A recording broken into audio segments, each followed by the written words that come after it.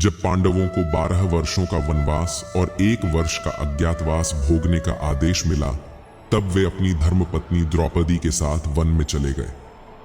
वनवास का समय अत्यंत कठिन था, लेकिन धर्मनिष्ठ पांडवों ने इसे केवल कष्ट के रूप में नहीं देखा, बल्कि इसे आत्मशुद्धि, तपस्या और दिव्य शक्तियों की प्राप्ति का अवसर भी माना। इस अवधि में उन्होंने विभिन्न देवताओं की आराधना की और उनसे दिव्य अस्त्र शस्त्र एवं आशीर्वाद प्राप्त किए, जिससे वे अपने भविष्य के संघर्षों के लिए तैयार हो सके। वन में जाने के बाद पांडवों ने सर्वप्रथम भगवान श्री कृष्ण की शरण ली। श्री कृष्ण ने उन्हें धैर्य बनाए रखने की सलाह दी और कहा कि वे इस वनवास का उपयोग अपनी आत्मिक और शारीरिक शक्ति को बढ़ाने में करें। इसके बाद पांडव विभिन्न तीर्थों की यात्रा करते हुए अनेक ऋषियों और देवताओं की आराधना करने लगे। धर्मराज युधिष्ठिर ने सबसे पहले भगवान सूर्य की उपासना की। उन्हें यह ज्ञात था कि वनवास के दौरान भोजन का संकट उत्पन्न हो सकता है। इस समस्या के समाधान के लिए उन्होंने कठोर तपस्या की और भगवान सूर्य की घोर आराधना की। भगवान सूर्य उनकी भक्ति से प्रसन्न हुए और उन्हें अक्षम पात्र, अक्षय पात्र प्रदान किया।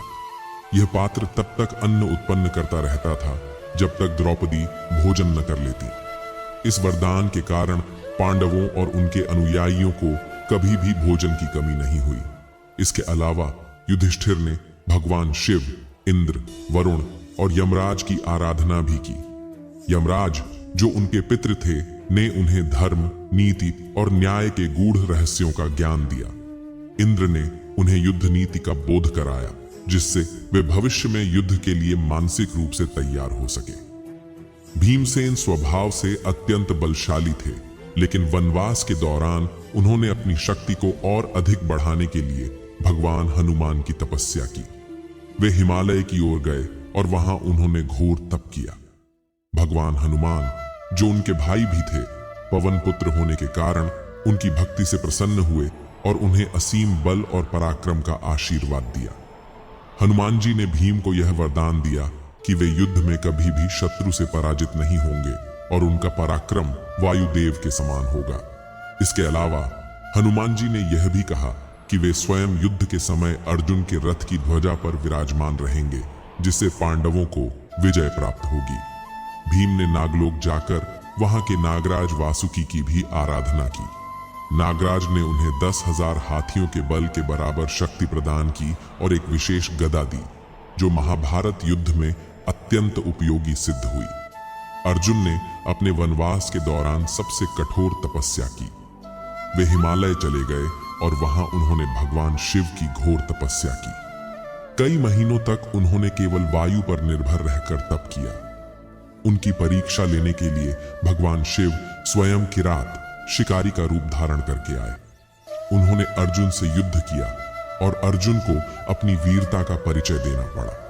अंततः जब अर्जुन ने समर्पण कर दिया, तब भगवान शिव ने उन्हें प्रसन्न होकर पाशुपतास्त्र प्रदान किया, जो संसार का सबसे शक्तिशाली अस्त्र था। इसके पश्चात अर्जुन ने इंद्रलोक की यात्रा की, जहां उनके पिता इंद्र ने उन्हें कई दिव्य अस्त्र प्रदान किए, जिनमें वज्र, दिव्य धनुष और अन्य शक्तिशाली अस्त्र शामिल थे। इंद्रदेव ने उन्हें गांडीव धनुष और अपार शक्तियां प्रदान की, जिससे वे महाभारत युद्ध में अपराजेय बन सके। अर्जुन ने अन्य कई देवताओं की तपस्या की और उनसे दिव्य अस्त्र प्राप्त किए। उन्होंने वरुण से नौका अस्त्र, यमराज से कालदंड, कुबेर से चक्रपाणी अस्त्र और सूर्य देव से दिव्य तीरों का आशीर्वाद प्राप्त किया। नकुल और सहदेव, जो अश्वपालन और ज्योतिष विद्या में निपुण थे, उन्होंने भी अपने वनवास का उपयोग आध्यात्मिक और शारीरिक उन्नति के लिए किया। नकुल ने अश्विनी कुमारों की आराधना की, जो उनके पितृ देवता थे। वे उनकी तपस्या से प्रसन्न हुए और उन्हें अति तीव्र गति वाले घोड़ों की पहचान करने तथा चिकित्सा विद्या का वरदान दिया। इसके कारण नकुल महान अश्व चिकित्सक बन गए और घोड़ों को स्वस्थ करने की विशेष शक्ति प्राप्त कर ली। सहदेव ने भी सूर्यदेव और अश्विनी कुमारों की आराधना की। उन्हें वरदान स्वरूप ज्योतिष शास्त्र का गूढ़ ज्ञान प्राप्त हुआ। वे नक्षत्रों और ग्रहों की चाल को देखकर भविष्यवाणी करने में सक्षम हो गए। महाभारत युद्ध में सहदेव की यह विद्या बहुत लाभदायक सिद्ध हुई। वनवास के दौरान द्रौपदी ने भी विभिन्न देवियों की पूजा की। उन्होंने माता दुर्गा और भगवान कृष्ण की भक्ति की और उनसे अपने पतियों की सुरक्षा की प्रार्थना की। उनकी भक्ति से प्रसन्न होकर दुर्गा माता ने उन्हें आशीर्वाद दिया कि चाहे जितने भी संकट आएं, वे हमेशा अपनी बुद्धि और भक्ति से उनका सामना कर सकेंगी। इसके अलावा जब जयद्रथ ने द्रौपदी का हरण किया था, तब भी उन्होंने श्री कृष्ण को पुकारा और कृष्ण ने उनकी रक्षा का वचन दिया। उनकी भक्ति और कृष्ण पर अटूट विश्वास ने पांडवों को कई संकटों से बचाया। पांडवों का 12 वर्षों का वनवास केवल कष्ट सहने का समय नहीं था, बल्कि यह उनकी आध्यात्मिक, मानसिक और शारीरिक शक्ति को विकसित करने का काल भी था। उन्होंने विभिन्न देवताओं की आराधना की, जिससे उन्हें अनेक वरदान और दिव्य अस्त्र शस्त्र प्राप्त हुए। यह सब भविष्य में महाभारत युद्ध में उनकी विजय के लिए आवश्यक था। उनके इस तप और साधना के कारण ही वे न केवल शारीरिक रूप से बलशाली बने, बल्कि उनकी आत्मा भी शुद्ध और अडिग हो गई। इस प्रकार पांडवों ने अपने वनवास के समय का सदुपयोग किया और देवताओं से आशीर्वाद प्राप्त कर अपने भविष्य की लड़ाई के लिए स्वयं को तैयार किया। महाभारत एक महाकाव्य है जिसमें धर्म, अधर्म, नीति, भक्ति और कर्तव्य के गूढ़ रहस्यों का विस्तार से वर्णन मिलता है। इस ग्रंथ में भगवान श्री कृष्ण ने समय समय पर कई महान योद्धाओं को उपदेश दिए, जिनमें अर्जुन, भीष्म, द्रोणाचार्य और कर्ण प्रमुख हैं। श्री कृष्ण का हर उपदेश गहरे आध्यात्मिक, दार्शनिक और व्यवहारिक अर्थ रखता है। उन्होंने जीवन, मृत्यु, कर्म और भाग्य के रहस्यों को उजागर किया।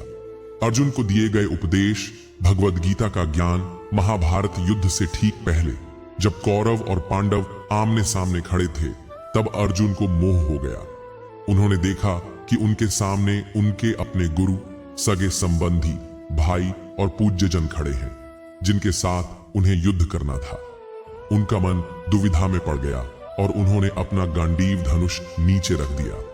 वे श्री कृष्ण से बोले, मधुसूदन, मैं इस युद्ध को नहीं लड़ सकता। मेरे अपने ही लोग इस रणभूमि में मारे जाएंगे। मैं किसी भी प्रकार से इस अधर्म को नहीं कर सकता। मेरे हाथ कांप रहे हैं, हृदय व्याकुल है और मैं इस विनाशकारी युद्ध में संलग्न नहीं होना चाहता। श्री कृष्ण ने अर्जुन को मुस्कुराते हुए देखा और कहा, पार्थ, तुम इस समय अपने कर्तव्य से विमुख हो रहे हो। यह युद्ध केवल तुम्हारा व्यक्तिगत संघर्ष नहीं है, बल्कि धर्म और अधर्म का संग्राम है। तुम क्षत्रिय हो, तुम्हारा धर्म है कि तुम युद्ध करो और धर्म की रक्षा के लिए अपने कर्तव्यों का पालन करो। यदि तुम युद्ध से पीछे हटते हो तो यह केवल कायरता होगी। फिर श्री कृष्ण ने अर्जुन को गीता का उपदेश दिया, जिसमें उन्होंने जीवन और मृत्यु के गूढ़ रहस्यों का वर्णन किया। हे अर्जुन, आत्मा न तो जन्म लेती है न मरती है। यह अविनाशी और शाश्वत है। जैसे मनुष्य पुराने वस्त्रों को त्याग कर नए वस्त्र धारण करता है, वैसे ही आत्मा पुराने शरीर को त्याग कर नया शरीर धारण करती है। कर्म किए बिना कोई भी जीवित नहीं रह सकता, इसलिए अपने कर्म करो, लेकिन फल की चिंता मत करो। जो व्यक्ति अपने कर्तव्य को निष्काम भाव से करता है, वह परम मुक्ति को प्राप्त करता है।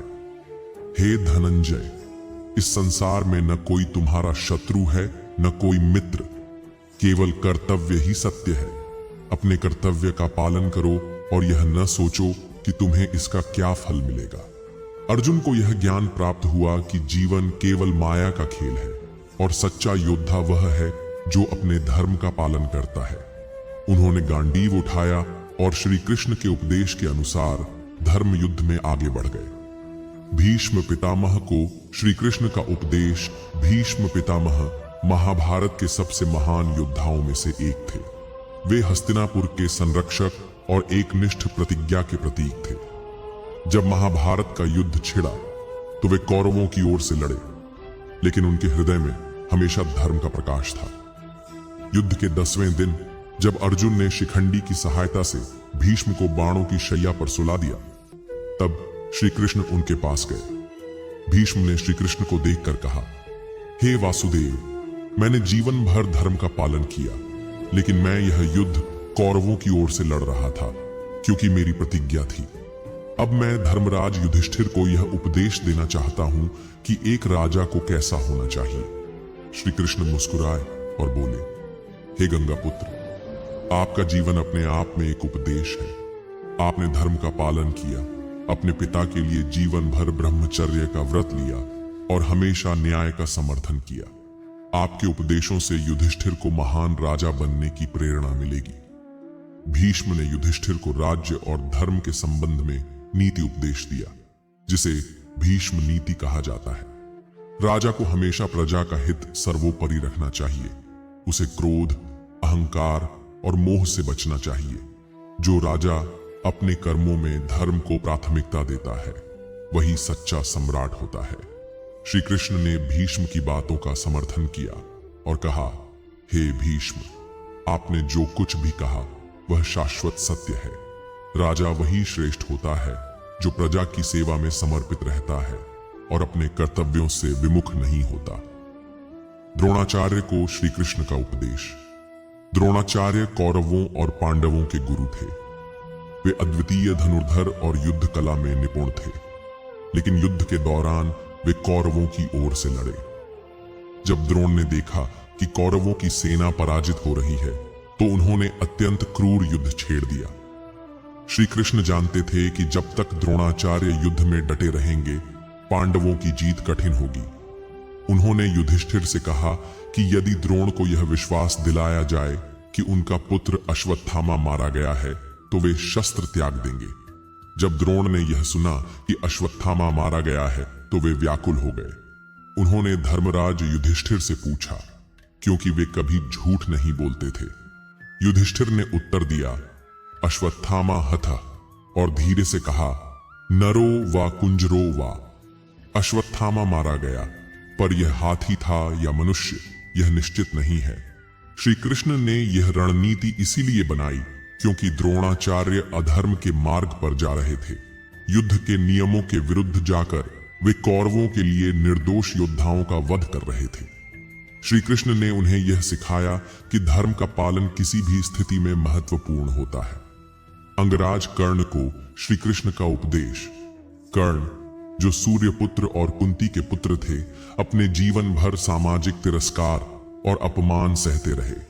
वे दुर्योधन के परम मित्र थे और कौरवों की ओर से लड़े, लेकिन कर्ण ने उत्तर दिया, हे वासुदेव, मैं अपने मित्र दुर्योधन को छोड़कर नहीं जा सकता।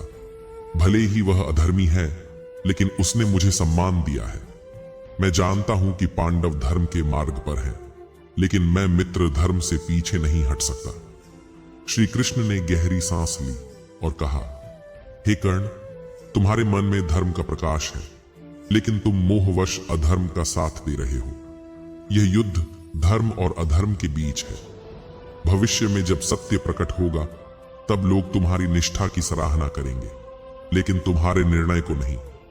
कर्ण मुस्कुराए और बोले, मुझे इसका ज्ञान है, लेकिन मेरी निष्ठा मेरे मित्र के प्रति है। मैं अंत तक अपने कर्म के अनुसार ही चलूंगा। श्री कृष्ण ने सिर हिलाया और कहा, तुम महान योद्धा हो, लेकिन तुम्हारी निष्ठा तुम्हें अधर्म के मार्ग पर ले गई है। यही तुम्हारी नियति है। इस प्रकार श्री कृष्ण ने सभी को उनके कर्म और धर्म के अनुसार उपदेश दिया, जिससे महाभारत का युद्ध और भी गूढ़ और शिक्षाप्रद बन गया। कुरुक्षेत्र का युद्ध समाप्त हो चुका था। धरती पर चारों ओर नाश और विनाश का दृश्य था। रक्त से लाल हुई मिट्टी, अस्त व्यस्त गिरे हुए रथों के अवशेष और मृत योद्धाओं के शव युद्ध की भयावहता को दर्शा रहे थे। पांडवों ने धर्म की विजय प्राप्त की थी, लेकिन विजय के साथ ही अनगिनत प्रश्न अर्जुन के मन में उमड़ रहे थे। धर्मराज युधिष्ठिर अब हस्तिनापुर के सिंहासन पर आरूढ़ होने जा रहे थे, लेकिन अर्जुन के मन में शांति नहीं थी। युद्ध समाप्त होने के बाद भी उनके हृदय में एक अजीब सी उलझन थी। उनके प्राण प्रिय गुरु द्रोणाचार्य, महान योद्धा भीष्म पितामह, वीर कर्ण, सब इस महासंग्राम में काल के गाल में समा चुके थे। उन्होंने स्वयं अपने बंधु बांधवों, गुरुजनों और सगे संबंधियों का वध किया था। क्या यही नियति थी? क्या यही उनका भाग्य था? क्या यह सब पहले से ही निर्धारित था या उन्होंने अपनी इच्छानुसार यह कर्म किया था?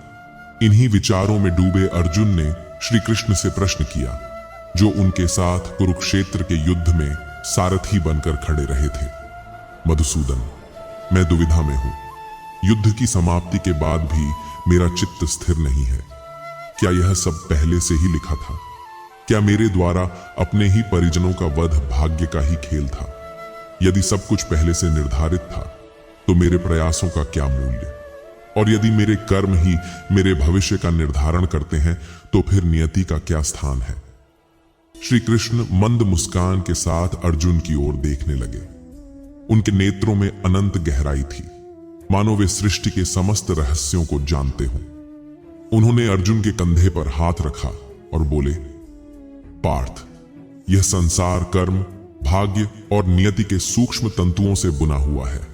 जो कुछ भी होता है वह एक निःसंदेह कारण और परिणाम के चक्र में बंधा हुआ है। तुम भाग्य और नियति को समझने का प्रयास कर रहे हो तो सुनो, मैं तुम्हें इसके रहस्य समझाता हूं। श्री कृष्ण ने एक क्षण रुककर अर्जुन को देखा और आगे बोले, भाग्य और कर्म दो पहियों के समान हैं जो जीवन रथ को आगे बढ़ाते हैं। मनुष्य अपने कर्मों से अपने भविष्य का निर्माण करता है, लेकिन वह अपने पूर्व जन्मों के कर्मों से प्राप्त भाग्य को भी भोगता है। भाग्य तुम्हारे पूर्व जन्मों के कर्मों का फल है और कर्म वह बीज है जो तुम इस जन्म में बोते हो। जो बीज तुम बोओगे वही फसल तुम्हें भविष्य में मिलेगी। अर्जुन ने चिंतित स्वर में पूछा, तो क्या मनुष्य अपनी इच्छा से कुछ भी नहीं कर सकता? क्या उसका जीवन पहले से ही निश्चित है? श्री कृष्ण ने मुस्कुराते हुए उत्तर दिया, पार्थ, यह संसार दो शक्तियों से चलता है, नियति और स्वतंत्र इच्छा। नियति वह परिणाम है जो तुम्हारे पूर्व जन्मों के कर्मों से निर्धारित होता है, लेकिन स्वतंत्र इच्छा वह शक्ति है जिससे तुम अपने भविष्य को बदल सकते हो। एक नाविक की भांति जो नदी की धारा के अनुसार अपनी दिशा चुनता है, उसी प्रकार तुम भी अपने कर्मों के द्वारा अपने मार्ग को निर्धारित कर सकते हो। अर्जुन अभी भी असमंजस में थे। उन्होंने फिर पूछा, केशव, यदि सब कुछ हमारे कर्मों पर निर्भर करता है तो क्या ईश्वर का कोई नियंत्रण नहीं है? क्या ईश्वर केवल मूक दर्शक हैं? श्री कृष्ण गंभीर हो गए और बोले, ईश्वर साक्षी हैं, लेकिन वे हस्तक्षेप तभी करते हैं जब धर्म का संतुलन बिगड़ने लगता है। जब संसार में अधर्म बढ़ता है तब मैं अवतार लेकर धर्म की पुनः स्थापना करता हूं। लेकिन याद रखो, मैं केवल मार्ग दिखाता हूं, कर्म तुम्हें स्वयं करने होते हैं। अर्जुन ने पूछा, तो क्या यह युद्ध भी पूर्व निर्धारित था? क्या यह पहले से ही लिखा था कि मैं अपने ही बंधुओं का वध करूंगा? श्री कृष्ण ने उत्तर दिया, युद्ध होना आवश्यक था, क्योंकि यह धर्म और अधर्म के बीच का संग्राम था। किंतु यह निर्णय तुम्हारा था कि तुम धर्म की ओर रहोगे या अधर्म की ओर। कौरवों ने अपने कर्मों के द्वारा अपने विनाश का भाग्य स्वयं लिखा। यह उनकी नियति बन गई, लेकिन यह उनके अपने कर्मों का फल था। अर्जुन अब धीरे धीरे इस रहस्य को समझ रहे थे। उन्होंने पुनः पूछा, तो क्या मनुष्य अपने भाग्य को बदल सकता है? श्री कृष्ण ने उत्तर दिया, निसंदेह भाग्य परिवर्तनशील है। मनुष्य यदि सत्कर्म करे, धर्म के मार्ग पर चले, तो वह अपने भविष्य को बदल सकता है। लेकिन यदि वह अपने अधर्म और बुरे कर्मों में लिप्त रहे तो वह स्वयं अपना विनाश सुनिश्चित कर लेता है। यह सृष्टि का नियम है। अर्जुन अब शांत हो चुके थे। वे समझ गए थे कि भाग्य और नियति केवल बहाने नहीं हैं, बल्कि यह जीवन के गहरे सत्य हैं। मनुष्य को अपने कर्मों के द्वारा अपना मार्ग चुनना होता है और वही उसके भविष्य का निर्धारण करता है। श्री कृष्ण ने अंत में कहा, पार्थ, अपने कर्मों से कभी मत भागो, धर्म के मार्ग पर चलो, क्योंकि वही तुम्हें मोक्ष की ओर ले जाएगा। जो मनुष्य अपने कर्तव्यों का पालन करता है और फल की चिंता किए बिना कर्म करता है, वही सच्चा ज्ञानी है।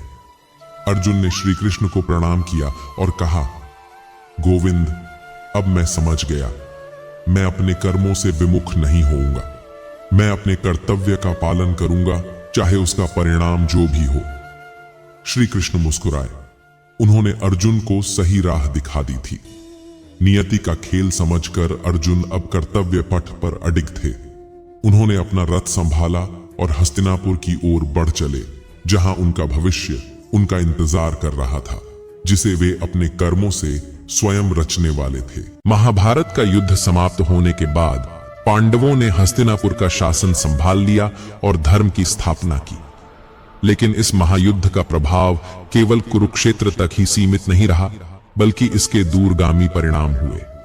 इस विनाशकारी युद्ध के बाद भगवान श्री कृष्ण को भी कई श्रापों का सामना करना पड़ा, जिसने अंततः उनके कुल, उनकी नगरी द्वारका और स्वयं उनके देह त्याग की घटनाओं को जन्म महाभारत युद्ध के अंत में जब गांधारी ने देखा कि उसके सभी पुत्र इस युद्ध में मारे गए हैं, तो वह अत्यंत दुखी और क्रोधित हो गई।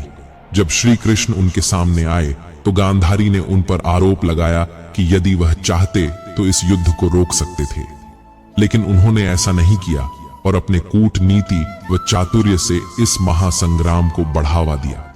इसी आक्रोश में गांधारी ने श्री कृष्ण को श्राप दिया कि जैसे कौरव वंश नष्ट हुआ है, वैसे ही उनके यादव कुल का भी संहार होगा और उनका अपना अंत भी सामान्य मृत्यु की तरह नहीं होगा, बल्कि वे वन में एक व्याध शिकारी के तीर से मारे जाएंगे।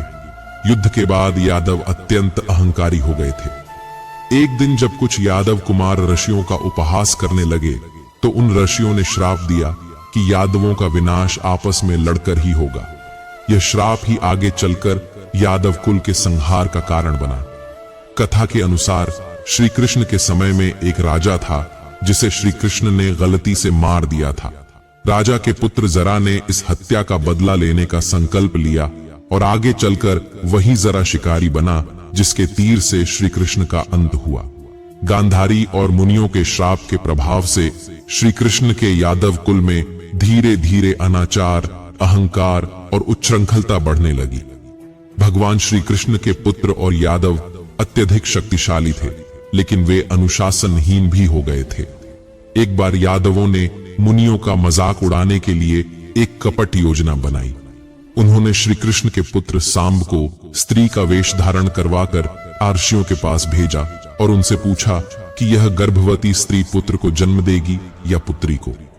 आर्षि इस छल को समझ गए और क्रोधित होकर बोले कि यह लड़का न पुत्र को जन्म देगा और न पुत्री को, बल्कि इसके गर्भ से एक मुसल गदा जन्म लेगा, जो समस्त यादवों के संहार का कारण बनेगा।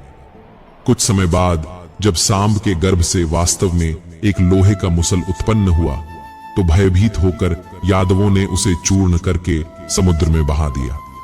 लेकिन समुद्र ने उस लोहे को नहीं नष्ट किया, बल्कि वही लोहे के टुकड़े घास के रूप में समुद्र तट पर उग आए।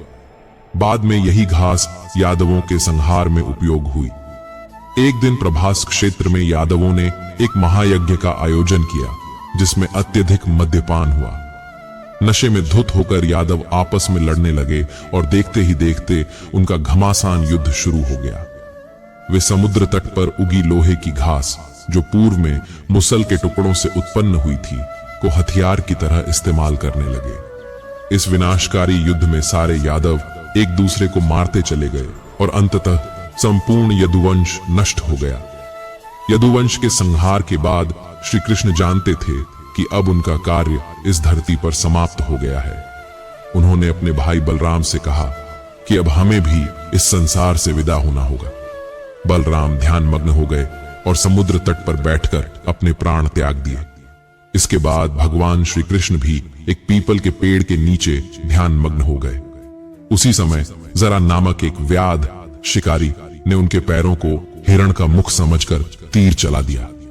यह वही तीर था जो उसी लोहे के टुकड़े से बना था, जिसे यादवों ने समुद्र में प्रवाहित किया था। जब जरा शिकारी पास आया और देखा कि उसने भगवान श्री कृष्ण को तीर मार दिया है, तो वह अत्यंत दुखी हुआ और क्षमा मांगने लगा। श्री कृष्ण ने उसे सांत्वना दी और कहा कि यह सब पूर्व निर्धारित था।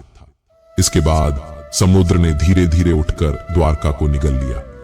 द्वारका नगरी जो श्री कृष्ण ने स्वयं बसाई थी, जलमग्न हो गई और समुद्र में समा गई। श्री कृष्ण की मृत्यु और यादवों के विनाश के बाद पांडवों ने भी हस्तिनापुर का राजपाट छोड़ दिया।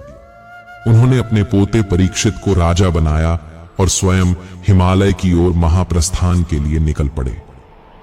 एक एक करके सभी पांडव स्वर्गारोहण के मार्ग में गिरते गए और अंत में केवल युधिष्ठिर ही स्वर्गलोक तक पहुंचे। महाभारत केवल एक युद्ध या इतिहास नहीं, बल्कि धर्म, कर्म, श्राप और मोक्ष की एक महागाथा है। श्री कृष्ण को जो श्राप मिले वे उनके कुल के नाश का कारण बने। गांधारी के श्राप से यादवों का संहार हुआ, आर्षियों के श्राप से मुसल उत्पन्न हुआ और जरा शिकारी के तीर ने श्री कृष्ण की लीला समाप्त की। अंततः द्वारका समुद्र में डूब गई और महाभारत युग का अंत हो गया। यह कथा हमें सिखाती है कि अहंकार और अनैतिकता का विनाश अवश्यम भावी होता है, चाहे वह कितनी भी शक्तिशाली जाति या वंश क्यों न हो। धर्म की स्थापना और अधर्म का नाश ही समय का नियम है और यही श्री कृष्ण का संदेश भी था। श्रीमद् भगवद गीता को केवल एक धार्मिक ग्रंथ के रूप में देखना इसे सीमित करने जैसा है। यह केवल हिंदू धर्म का ग्रंथ नहीं है, बल्कि यह जीवन के हर पहलू को छूता है। इसमें निहित गहरे सिद्धांत न केवल आध्यात्मिक उन्नति के लिए हैं, बल्कि जीवन जीने की कला भी सिखाते हैं। इसके श्लोकों में छिपे जीवन के गूढ़ रहस्य हमें जीवन के हर संघर्ष में समाधान देते हैं। आइए भगवद गीता के उन विचारों को समझें जो न केवल प्रेरणादायक हैं, बल्कि जीवन की चुनौतियों का सामना करने में हमारे लिए मार्गदर्शक सिद्ध हो सकते हैं। गीता का सबसे प्रसिद्ध और सर्वाधिक चर्चित विचार कर्मण्येवाधिकारस्ते मां फलेषु कदाचन है, जिसका अर्थ है कि मनुष्य का अधिकार केवल कर्म करने में है, फल पर नहीं। यह विचार हमें सिखाता है कि हमें केवल अपने कर्म पर ध्यान देना चाहिए, न कि उसके परिणाम पर। फल की चिंता करना हमें विचलित कर देता है और हमारी ऊर्जा को कमजोर करता है। यदि हम पूरी तल्लीनता और समर्पण से अपना काम करेंगे तो परिणाम अपने आप ही अनुकूल होंगे। गीता हमें यह समझाती है कि जीवन में असली खुशी और संतोष उस कर्म में है जो हम पूरी निष्ठा और समर्पण से करते हैं, बिना यह सोचे कि उसका परिणाम क्या होगा। आज के समय में जहां लोग परिणाम की चिंता में उलझे रहते हैं, गीता का यह संदेश बहुत प्रासंगिक है। जब हम सफलता और असफलता के विचारों से ऊपर उठकर केवल कर्म करते हैं, तो न केवल हमारे जीवन में शांति आती है, बल्कि हमें असली संतोष का अनुभव होता है। गीता में भगवान श्री कृष्ण कहते हैं, स्वधर्मे निधनम श्रेयः परधर्मो भयावह। इसका अर्थ है कि व्यक्ति को अपने धर्म, कर्तव्यों का पालन करना चाहिए, चाहे वह कितना भी कठिन क्यों ना हो। दूसरों के कर्तव्यों की नकल करना या उनकी राह पर चलना भयावह हो सकता है। यह विचार न केवल हमारे व्यक्तिगत जीवन पर लागू होता है, बल्कि समाज के प्रति हमारे कर्तव्यों पर भी लागू होता है। हर व्यक्ति के जीवन में अलग अलग जिम्मेदारियां और कर्तव्य होते हैं। हमें यह देखना चाहिए कि हम अपने कर्तव्यों को पूरी ईमानदारी और समर्पण के साथ निभा रहे हैं या नहीं। यह विचार हमें यह सिखाता है कि जीवन में हमारी भूमिका चाहे जो भी हो, उसे हम पूरी निष्ठा से निभाएं। दूसरों की नकल करने की बजाय हमें अपने रास्ते पर विश्वास रखना चाहिए। भगवद गीता में भगवान श्री कृष्ण बार बार अहंकार के त्याग का संदेश देते हैं। मानुष्मिन्तु लोके अहंकारो महाशत्रु। इसका अर्थ है कि अहंकार मनुष्य का सबसे बड़ा शत्रु है। जब तक हम अपने अहंकार से मुक्त नहीं होंगे, तब तक हम सच्ची शांति और आनंद प्राप्त नहीं कर सकते। गीता हमें सिखाती है कि हमें अपने अहंकार को त्याग कर भगवान के प्रति आत्मसमर्पण करना चाहिए। अहंकार मनुष्य को उसकी सच्ची पहचान से दूर ले जाता है। अहंकार की वजह से हम अपने आप को दूसरों से श्रेष्ठ समझते हैं, और यही कारण है कि हमारे जीवन में दुख और संघर्ष बढ़ता है। गीता हमें यह सिखाती है कि जब हम अपने अहंकार को त्याग कर अपने कार्यों को भगवान के प्रति समर्पित करते हैं, तो जीवन में शांति और संतोष की प्राप्ति होती है। गीता में भगवान श्री कृष्ण कहते हैं, मनः एव मनुष्याणाम कारणम बंध मोक्षयो। इसका अर्थ है कि मन ही मनुष्य के बंधन और मुक्ति का कारण है। यदि हमारा मन अशांत है तो हम बंधन में फंस जाते हैं, और यदि हमारा मन शांत और नियंत्रित है तो हम मुक्ति की ओर बढ़ते हैं। गीता हमें मन के नियंत्रण का महत्व सिखाती है। ध्यान, योग और साधना के माध्यम से हम अपने मन को नियंत्रित कर सकते हैं और उसे सही दिशा में ले जा सकते हैं। आज के दौर में जहां हर व्यक्ति किसी न किसी तनाव या चिंता से ग्रसित है, मन का नियंत्रण अत्यधिक महत्वपूर्ण है। ध्यान और योग के माध्यम से मन की शांति प्राप्त की जा सकती है और यह हमें जीवन के हर क्षेत्र में सफलता प्राप्त करने में सहायक होता है। गीता का यह संदेश आज भी उतना ही प्रासंगिक है जितना उस समय था जब इसे कहा गया था। भगवद गीता में समत्व का सिद्धांत बहुत महत्वपूर्ण है। समत्वम योग उच्यते का अर्थ है कि सुख दुख, लाभ हानि, जय पराजय में समानता रखना ही सच्चा योग है। जीवन में उतार चढ़ाव आते हैं, लेकिन जो व्यक्ति संभाव में रहता है वह सच्ची शांति प्राप्त करता है। गीता सिखाती है कि हमें जीवन की हर स्थिति में संतुलन बनाए रखना चाहिए, चाहे वह कितनी भी कठिन क्यों ना हो। यह विचार हमें सिखाता है कि जब हम जीवन के सुख दुख को समान भाव से स्वीकार करते हैं तो हम मानसिक रूप से मजबूत होते हैं और जीवन के संघर्षों का सामना करने में सक्षम होते हैं। गीता का यह सिद्धांत हमें मानसिक संतुलन बनाए रखने की प्रेरणा देता है। गीता में भगवान श्री कृष्ण ने अर्जुन को भयमुक्त होकर अपने कर्तव्यों का पालन करने की शिक्षा दी। मामेकम शरणम व्रज अहम त्वाम सर्व पापेभ्यो मोक्षयिष्यामि मा शुचः। इसका अर्थ है कि भगवान के प्रति पूर्ण विश्वास और समर्पण से सभी प्रकार के भय समाप्त हो जाते हैं। जीवन में हम अक्सर असफलता, हानि और कठिनाइयों से डरते हैं, लेकिन गीता सिखाती है कि जब हम भगवान पर विश्वास रखते हैं तो हमें किसी भी चीज से डरने की आवश्यकता नहीं होती। भगवद गीता का यह संदेश हमें आत्मविश्वास से भर देता है। यदि हम अपने जीवन में भय को त्याग कर केवल अपने कर्तव्यों पर ध्यान केंद्रित करते हैं तो न केवल हम सफलता प्राप्त करेंगे बल्कि मानसिक शांति भी प्राप्त करेंगे। भय मनुष्य को कमजोर बनाता है और गीता हमें उस कमजोरी से मुक्त होने की प्रेरणा देती है। गीता में भगवान श्री कृष्ण कहते हैं, न जायते म्रियते व कदाचिन नायम भूत्वा भविता व न भूयः। आत्मा न जन्म लेती है न मरती है, यह अजर, अमर और अविनाशी है। यह विचार हमें जीवन के असली स्वरूप को समझने में मदद करता है। शरीर नश्वर है लेकिन आत्मा शाश्वत है। गीता का यह सिद्धांत हमें मृत्यु के भय से मुक्त करता है और हमें यह समझाता है कि आत्मा का अस्तित्व अनंत है। आज के युग में जहां लोग मृत्यु और हानि के डर से ग्रस्त रहते हैं, गीता का यह विचार एक बहुत ही सशक्त संदेश देता है। यह हमें सिखाता है कि जीवन और मृत्यु एक चक्र है और आत्मा इनसे परे है। जब हम इस सत्य को समझते हैं तो जीवन में आने वाले दुख और कठिनाइयों का सामना करने की शक्ति प्राप्त करते हैं। गीता में अहिंसा का महत्व भी बहुत गहराई से बताया गया है।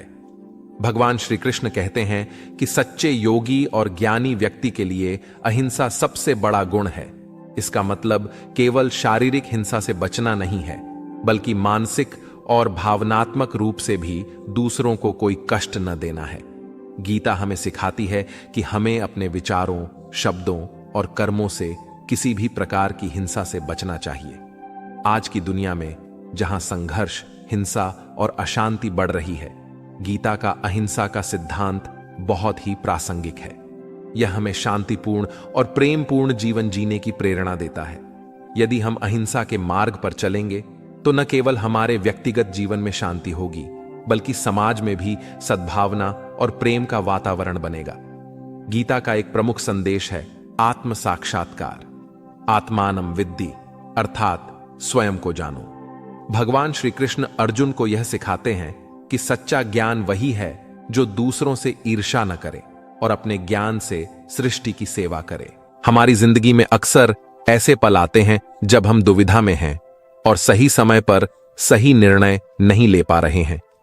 ऐसे में श्रीमद् भागवत गीता के एक श्लोक में मानव जीवन की हर समस्या का समाधान छिपा है। यदि आप सामना कर रहे हैं, आपके जीवन में कोई दुख हो या कोई समस्या हो, या फिर आप ऐसी राह में फंस गए हैं कि हैं दो रास्ते और तुम समझ नहीं पा रहे, आपको कौन सा रास्ता चुनना चाहिए, तो आज का वीडियो आप सभी के लिए खास होने वाला है। भागवत गीता का उपदेश सुनते ही आपकी सभी समझ क्रियाओं का तुरंत समाधान किया जाएगा और आप बहुत शांत महसूस करेंगे। कहते हैं कि गीता पढ़ने या सुनने से आपके सभी जन्मों के पाप इसी जन्म में नष्ट हो जाते हैं। स्वयं भगवान श्री कृष्ण ने किया था, अर्जुन को उपदेश दिया जो भगवत गीता के रूप में दिया गया है। हालांकि यह पुराना है, फिर भी यह आपको दे सकता है आज के समय में भी आपकी सभी समस्याओं का समाधान। भागवत गीता आपको जीवन जीने का एक ऐसा तरीका सिखाता है जो विश्वास और त्याग पर निर्भर करता है। जब तक आपको किसी चीज पर विश्वास न हो, आप उसे हासिल नहीं कर सकते। और जब तक आप बलिदान नहीं देंगे, आप करेंगे कुछ भी हासिल क्यों नहीं। केवल विश्वास और त्याग से आप सब कुछ हासिल कर सकते हैं। दोस्तों, आज के वीडियो में हम आपको भागवत गीता के 20 ऐसे उपदेशों के बारे में बताएंगे जो दिया गया है, वह आपको अवश्य देना चाहिए, जिन्हें सरल तरीके से समझाया गया है। ध्यान से सुनें और अपने दोस्तों के साथ शेयर करें। गीता की पहली सलाह है, क्रोध पर नियंत्रण रखें। यह कहावत तो आपने सुनी ही होगी। वह क्रोध भ्रम पैदा करता है, भ्रम पैदा करता है, मन व्याकुल हो जाता है, परेशान हो तो तर्क नष्ट हो जाता है, और जब नष्ट हो जाता है तो व्यक्ति गिरता है। यह बात भगवान श्री कृष्ण ने कही थी। स्वयं ऐसा श्री कृष्ण कहते हैं, क्रोध एक ऐसा जहर है जो इंसान को नहीं मानता, लेकिन यह उसे नष्ट कर देता है। अब आप यही सोचेंगे, गुस्सा किसी इंसान को विलन कैसे बना सकता है? क्योंकि अक्सर जब वह गुस्से में होता है तो वह अपना आपा खो देता है और सामने वाले को ऐसे शब्द बोल देता है जो जहर से कम नहीं लगते हैं। आप में से बहुत सारे लोग होंगे जिन्हें गुस्से के कारण कई परेशानियों का सामना करना पड़ता है, क्योंकि क्रोध की गर्मी में जिसके कारण व्यक्ति अक्सर दूसरों का ख्याल रखना भूल जाता है, जिससे वह अपने निकटतम रिश्तों को खो देता है। अब सवाल यह है, इस गुस्से की आग को कैसे शांत किया जाए? आइए जानते हैं। एक कहानी के माध्यम से आपको समझाते हैं। यह एक प्राचीन काल की कहानी है। एक स्त्री थी जिसका प्रवृत्ति बहुत क्रोधित थी। छोटी छोटी बातों पर गुस्सा आना नॉर्मल था। उसके मुंह में जो आता था वो महिला बोल देती थी। इस उग्र स्वभाव के कारण उसका परिवार और पूरा गांव परेशान था। लेकिन जब उसका गुस्सा फूटता था तो शांत नहीं हो पाता था। उसे अपने किए पर पछतावा होता था और वह खुद अपने गुस्से पर काबू पाना चाहती थी, लेकिन उसे सफलता नहीं मिल पाई।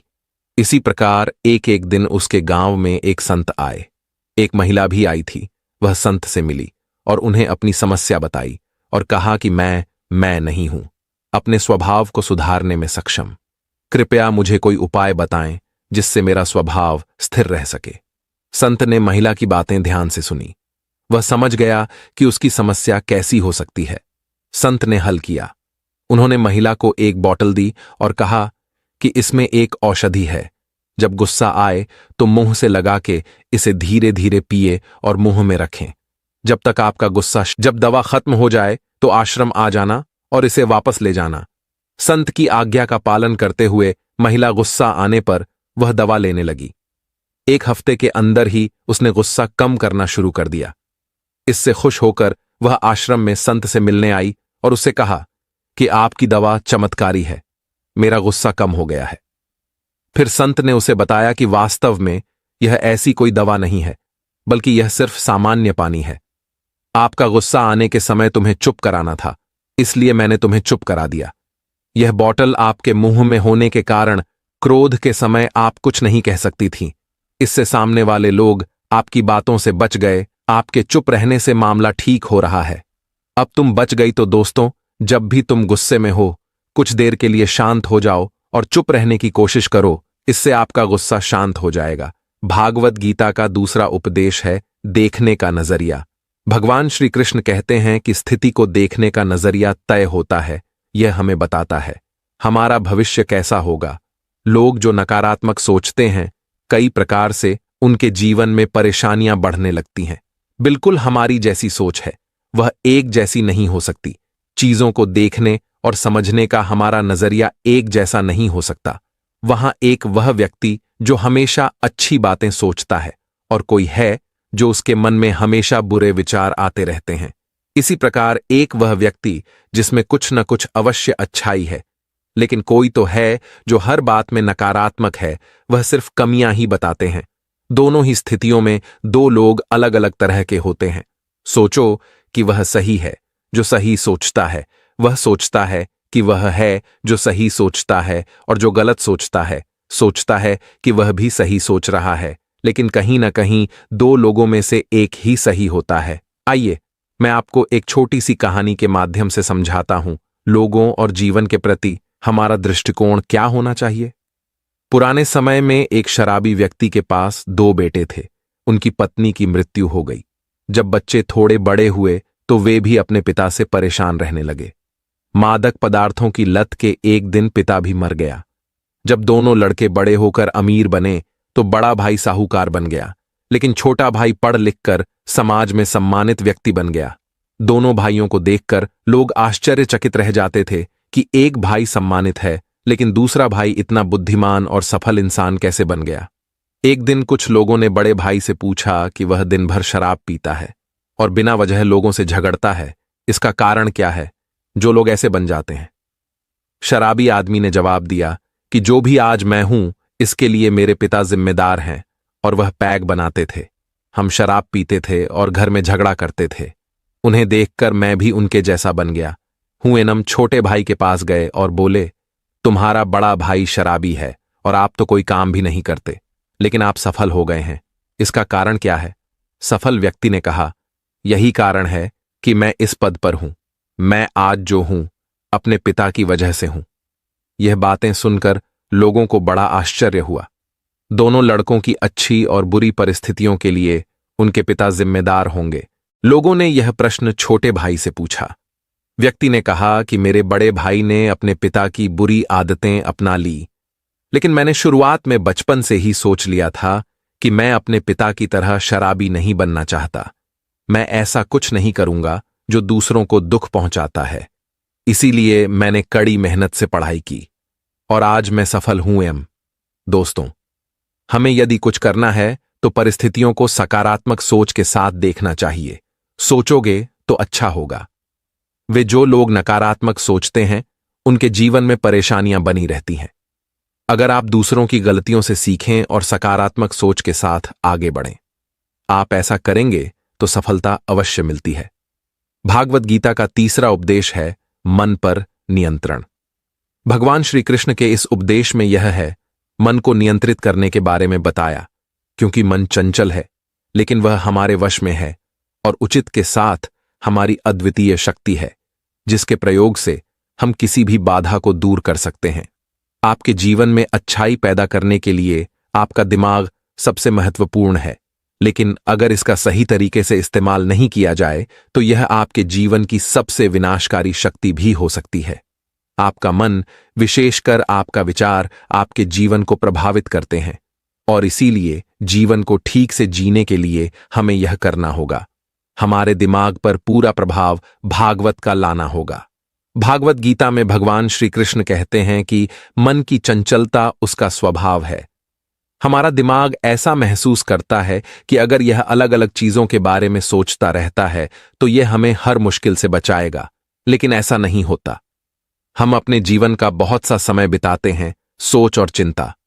आपके साथ क्या हुआ उसे बता सकते हैं, आप मेढक को भी कह सकते हैं। पानी देखते ही कूद पड़ते हैं, उछलते नहीं। हमारे मन में भी कुछ ऐसा ही होता है। जीवन में जो भी घटित होता है, अच्छा या बुरा, इस पर हमारा मन काम करने लगता है। काम से मेरा मतलब है चिंता, परेशान होना कोई बुरी बात नहीं है और मन भरा हुआ है। कभी कभी मुझे ऐसा लगता है कि हम में से बहुत से लोग बस परेशान होने के लिए जी रहे हैं और सारी परेशानियां, दर्द, दुविधाएं अक्सर हमारे मन द्वारा रची गई कहानियां होती हैं। ध्यान रखें कि आपकी परेशानियां सिर्फ आपकी है। यह दिमाग की एक स्थिति। इससे छुटकारा पाने के लिए आपके मन को शांत रखकर सही उपायों पर काम करना होगा। अगर आप चाहते हैं तब आपका मन शांत रहेगा। मैं आपको एक कहानी के माध्यम से समझाऊंगा। एक व्यापारी के पास बहुत पैसे थे, उसके पास धन था, लेकिन फिर भी उसके पास मन की शांति नहीं थी। एक दिन की बात है कि एक नगर में एक संत रहते थे। उनसे लोगों को ऐसी सिद्धि मिलती है। सेठ उस संत के पास गया और बोला, महाराज, मेरे पास बहुत पैसा है लेकिन मन की शांति नहीं है। साधु ने कहा, बेटा, तुम मेरी तरह चुपचाप देखते रहो, इससे आपको मन में शांति पाने की युक्ति मिलेगी। अगले दिन साधु ने सेठ को तेज धूप में बैठाया और साधु खुद झोपड़ी में चला गया। सेठ गर्मी से बेहाल हो गया, लेकिन वह दूसरे दिन चुप रहे। ऋषि ने उसे कुछ भी खाने को नहीं दिया और सेठ स्वयं तरह तरह का व्यंजन खाते रहे। इस दिन भी वह चुप रहे। पर तीसरे दिन जब सेठ गुस्से में वहां से जाने लगा तो ऋषि ने पूछा कि क्या हुआ। सेठ ने कहा, महाराज, मैं बड़ी आशा लेकर यहां आया था, लेकिन यहां मुझे निराशा ही हाथ लगी। इस पर ऋषि ने कहा, मैंने तुम्हें शांति की युक्ति बताई, पर पहले दिन जब मैंने तुम्हें धूप में बैठने के लिए कहा था और मैं आप झोपड़ी में बैठ गया, मैंने तुमसे कहा था कि मेरी छाया होगी, तो तुम्हें कोई फायदा नहीं। मैंने तुम्हें भूखा रखा और अपने आप पेट भर खाया। उसी से मैंने तुम्हें समझाया कि मेरी साधना से तुम्हें सिद्धि नहीं मिलेगी। जिस तरह से आप मेहनत करेंगे, अपनी मेहनत और प्रयास से ही शांति प्राप्त होगी। मैं आपके मन को शांत नहीं कर सकता। उसके लिए आपको स्वयं ऐसे कार्य करने होंगे जिनसे मानसिक शांति मिले। यह सुनकर सेठ की आंखें खुलीं और उन्होंने ऋषि से आशीर्वाद लिया और अपने घर चला गया। दोस्तों, मन को शांत करने के लिए जब तक आपके पास शांति ना हो, तब तक आपको क्रोध और बुरी चीजों से बचना होगा। आपके दिमाग में जब तक क्रोध और बुरी बातें हैं, प्यार और शांति इसमें प्रवेश नहीं कर सकते। भागवत गीता का चौथा उपदेश स्वयं के प्रति जागरूक होना है। भगवान श्री कृष्ण भागवत गीता में कहते हैं कि जीवन में सफल होने के लिए पहला काम है खुद को पहचानना, यानी सफलता की पहली सीढ़ी अपने आप को पहचानना है। खुद को पहचानकर आप उचित रूप से जीवन में सफल हो सकते हैं। अपने आप को पहचानने का मतलब अगर कम शब्दों में कहें तो खुद को पहचानने का मतलब है काबू पाना। बाधाएं, परेशानियां, रुकावटें, निराशाएं और असफलताएं जो आपके और आपके लक्ष्य के बीच आती हैं, इसे पाने के लिए खुद को पहचानना जरूरी है। खुद को पहचानो।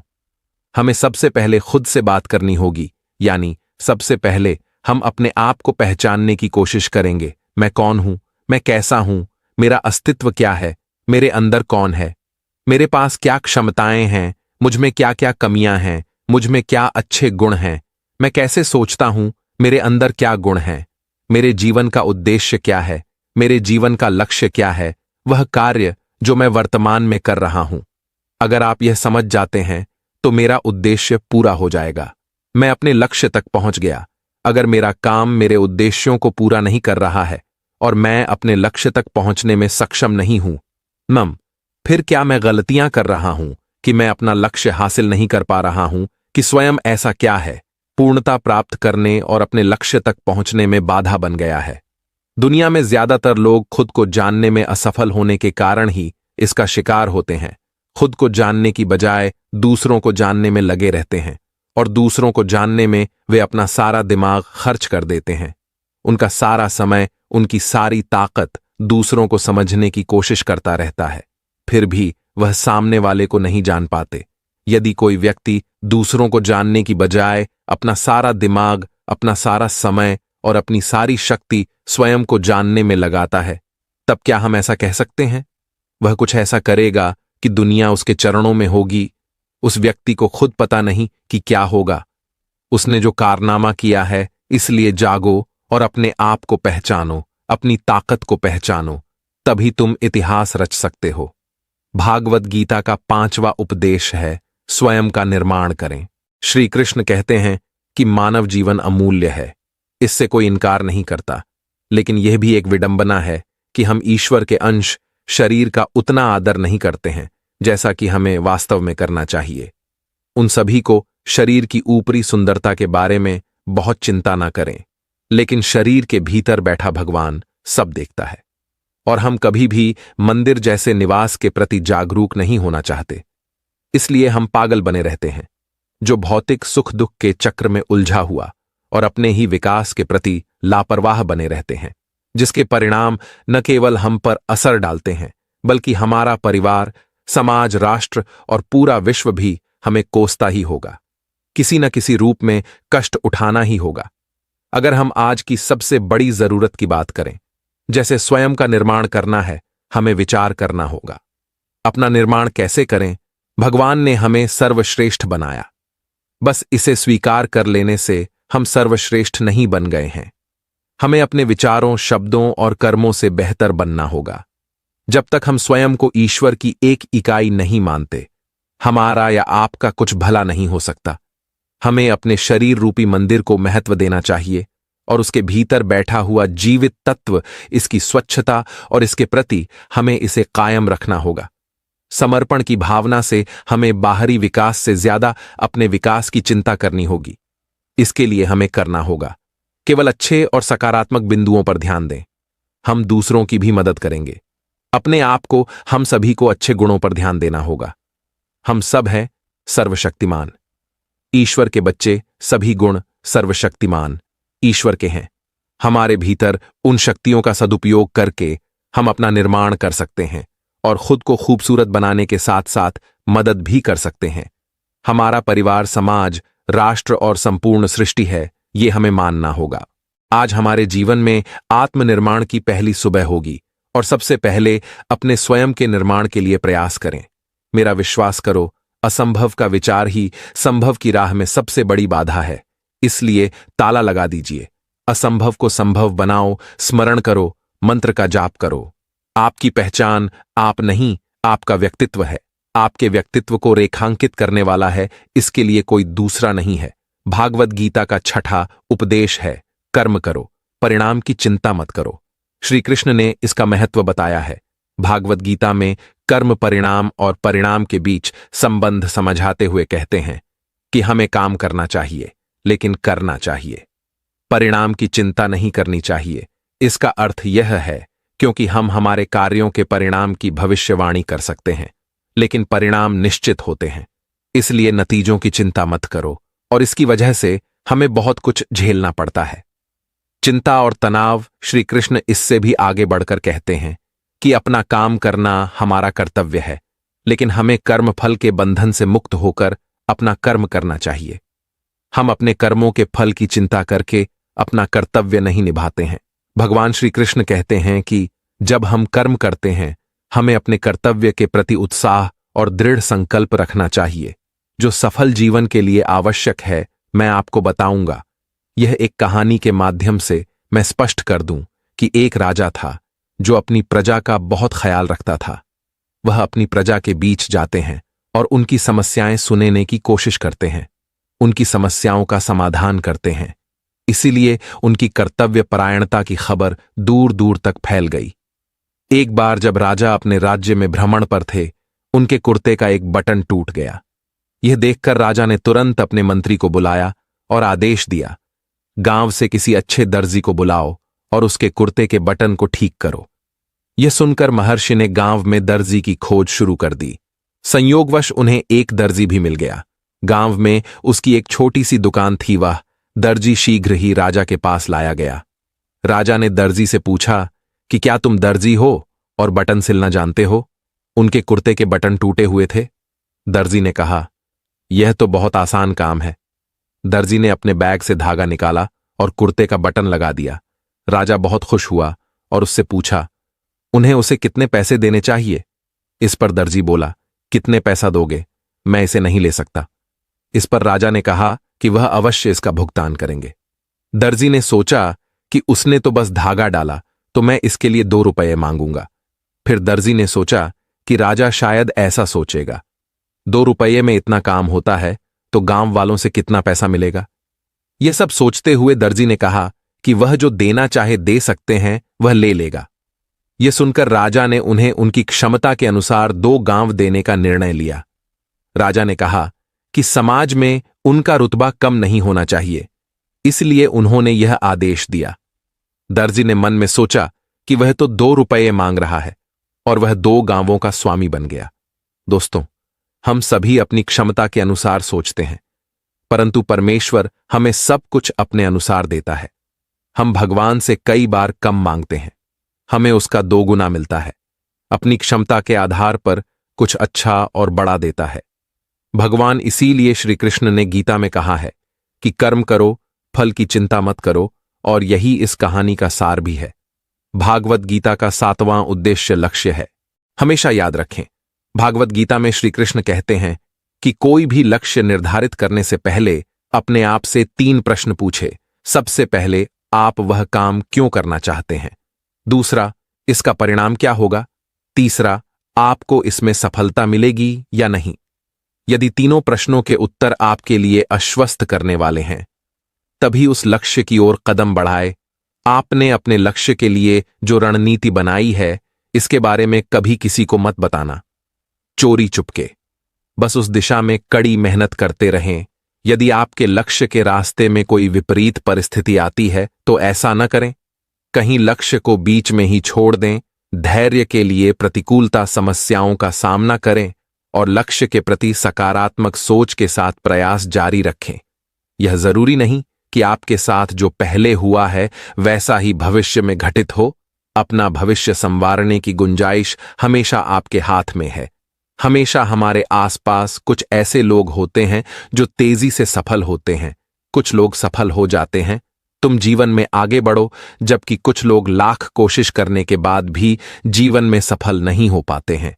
पहले उन्हें अपने लक्ष्य निर्धारित करने की आवश्यकता है ताकि वे जान सकते हैं कि किस दिशा में जाना है। इसीलिए आगे बढ़ो और कड़ी मेहनत करो। यदि आपको कठिनाई हो रही है जीवन में सफल होने के लिए लक्ष्य निर्धारित करने में, फिर हमेशा ये बातें याद रखें। दूसरों के अनुसार लक्ष्य के बजाय अपने अनुसार लक्ष्य चुनें। तब आप काम को अपने तरीके से निपटाने की कोशिश करें तो यह निर्णय लेना आसान होगा। लेकिन सपने देखना अच्छी बात है। अगर आप अपने सपनों को हकीकत में पूरा करना चाहते हैं, फिर आप अपने दिमाग से समझने की कोशिश करें। आपको क्या चाहिए लक्ष्य निर्धारित करने के लिए, उन्हें पूरा करने के लिए कितने स्रोत है, उसके अनुसार लक्ष्य निर्धारित करें और आगे बढ़ें। यही बेहतर है। बड़े लक्ष्य निर्धारित करने के बजाय हमेशा छोटे लक्ष्य निर्धारित करें। आइए मैं आपको इसे समझाता हूं एक कहानी के माध्यम से। एक गधे का लक्ष्य अपने जीवन में कुछ बड़ा करना था। वह गधा कुछ ऐसा ही करना चाहता था कि मरने के बाद भी लोग उसे याद रखें, उसका नाम लें। उस गधे का एक मालिक था और उस मालिक का भी एक लक्ष्य था, अपने क्षेत्र का सबसे बड़ा व्यवसायी बनना। अपने लक्ष्य को पूरा करने के लिए उसने अपना दिन रात काम करना चालू किया। मालिक ने गधे पर बहुत भारी सामान लाद दिया। गधे को डर था कि वह अपने काम में असफल हो सकता है। उसे भोजन की आवश्यकता थी। इसी डर के कारण वह अपने स्वामी को छोड़ने में असमर्थ था और उसने अपने स्वामी का पूरा धन खर्च करवा दिया। पूरी जिंदगी अपने मालिक के साथ। जब गधा बूढ़ा हो गया, उसके मालिक ने उसे मरने के लिए जंगल में छोड़ दिया। जब गधा मरने वाला था तो वह अपने जीवन के बारे में सोचता है। गधा मन ही मन सोचता है, अगर मैंने एक बार कोशिश की होती तो क्या होता, शायद मेरी जिंदगी अलग हो सकती थी। अगर मैंने हिम्मत दिखाई होती तो आज मैं एक अलग जगह पर होता। अंत में गधा मर जाता है। आजकल लोगों की जिंदगी इस गधे की तरह है जो स्वयं अपने लक्ष्यों के लिए काम करने के बजाय अपना सारा समय और ऊर्जा खर्च कर देते हैं। दूसरों के लक्ष्यों को पूरा करने में और अपनी क्षमताओं से कम में संतुष्ट हो जाते हैं। जब तक हम अपने बारे में ना सोचें और अपने लक्ष्यों पर काम करें, तब तक हम शुरुआत नहीं करते। हम अपना जीवन अपने अनुसार जी सकें, इसलिए हमें ऐसा करना चाहिए जितनी जल्दी हो सके अपने लक्ष्य की ओर काम करें। अंत में यदि आप ऐसा करते हैं और इस गधे की तरह पछताना नहीं चाहते हैं, तो अपने लक्ष्य के बारे में सोचें और इसमें आगे बढ़ें। एक बार हम हिम्मत जुटाते हैं और अपना जीवन अपने हिसाब से जीना शुरू करते हैं और अपने लक्ष्य को प्राप्त करने के बारे में सोचना यह गारंटी नहीं देता कि हम अपना लक्ष्य 100% पूरा कर सकेंगे, लेकिन हमें इस बात का अफसोस नहीं रहेगा कि हमने कुछ नहीं किया। इसलिए अपनी क्षमता को पहचानें और अपना लक्ष्य पूरा करें। भागवत गीता का 8वां उपदेश है वर्तमान में जीना। सीखना यह है, भागवत गीता में कहा गया है कि अतीत से डरो और भविष्य की चिंता इंसान को इतना परेशान कर देती है कि वह शांति से नहीं रह पाता है। कभी कभी वह अपना मानसिक संतुलन खो बैठता है। हमें यह नहीं भूलना चाहिए। अपराध बोध और चिंता स्वाभाविक मानव भावनाएं हैं, लेकिन उनके प्रति आसक्त हो जाना या यह सोचना कि इनसे छुटकारा पाना बहुत मुश्किल है, सही नहीं है। इस सोच का परिणाम और प्रभाव यह व्यक्ति के दिमाग को दुरुस्त रखता है। इसके लिए व्यक्ति को चाहिए उसकी सोच का दायरा बढ़ाएं। अतीत में मत डूबो। इस समय हम केवल वर्तमान क्षण हैं। हम नहीं रह सकते। या अतीत और भविष्य को बदलो, यह काल्पनिक है। केवल वर्तमान क्षण हमारे पास बस इतना ही है। अपने वर्तमान क्षण को पुनः आकार देना और अपना भविष्य बनाना हमारा समय सीमित है। इसे बर्बाद मत करो।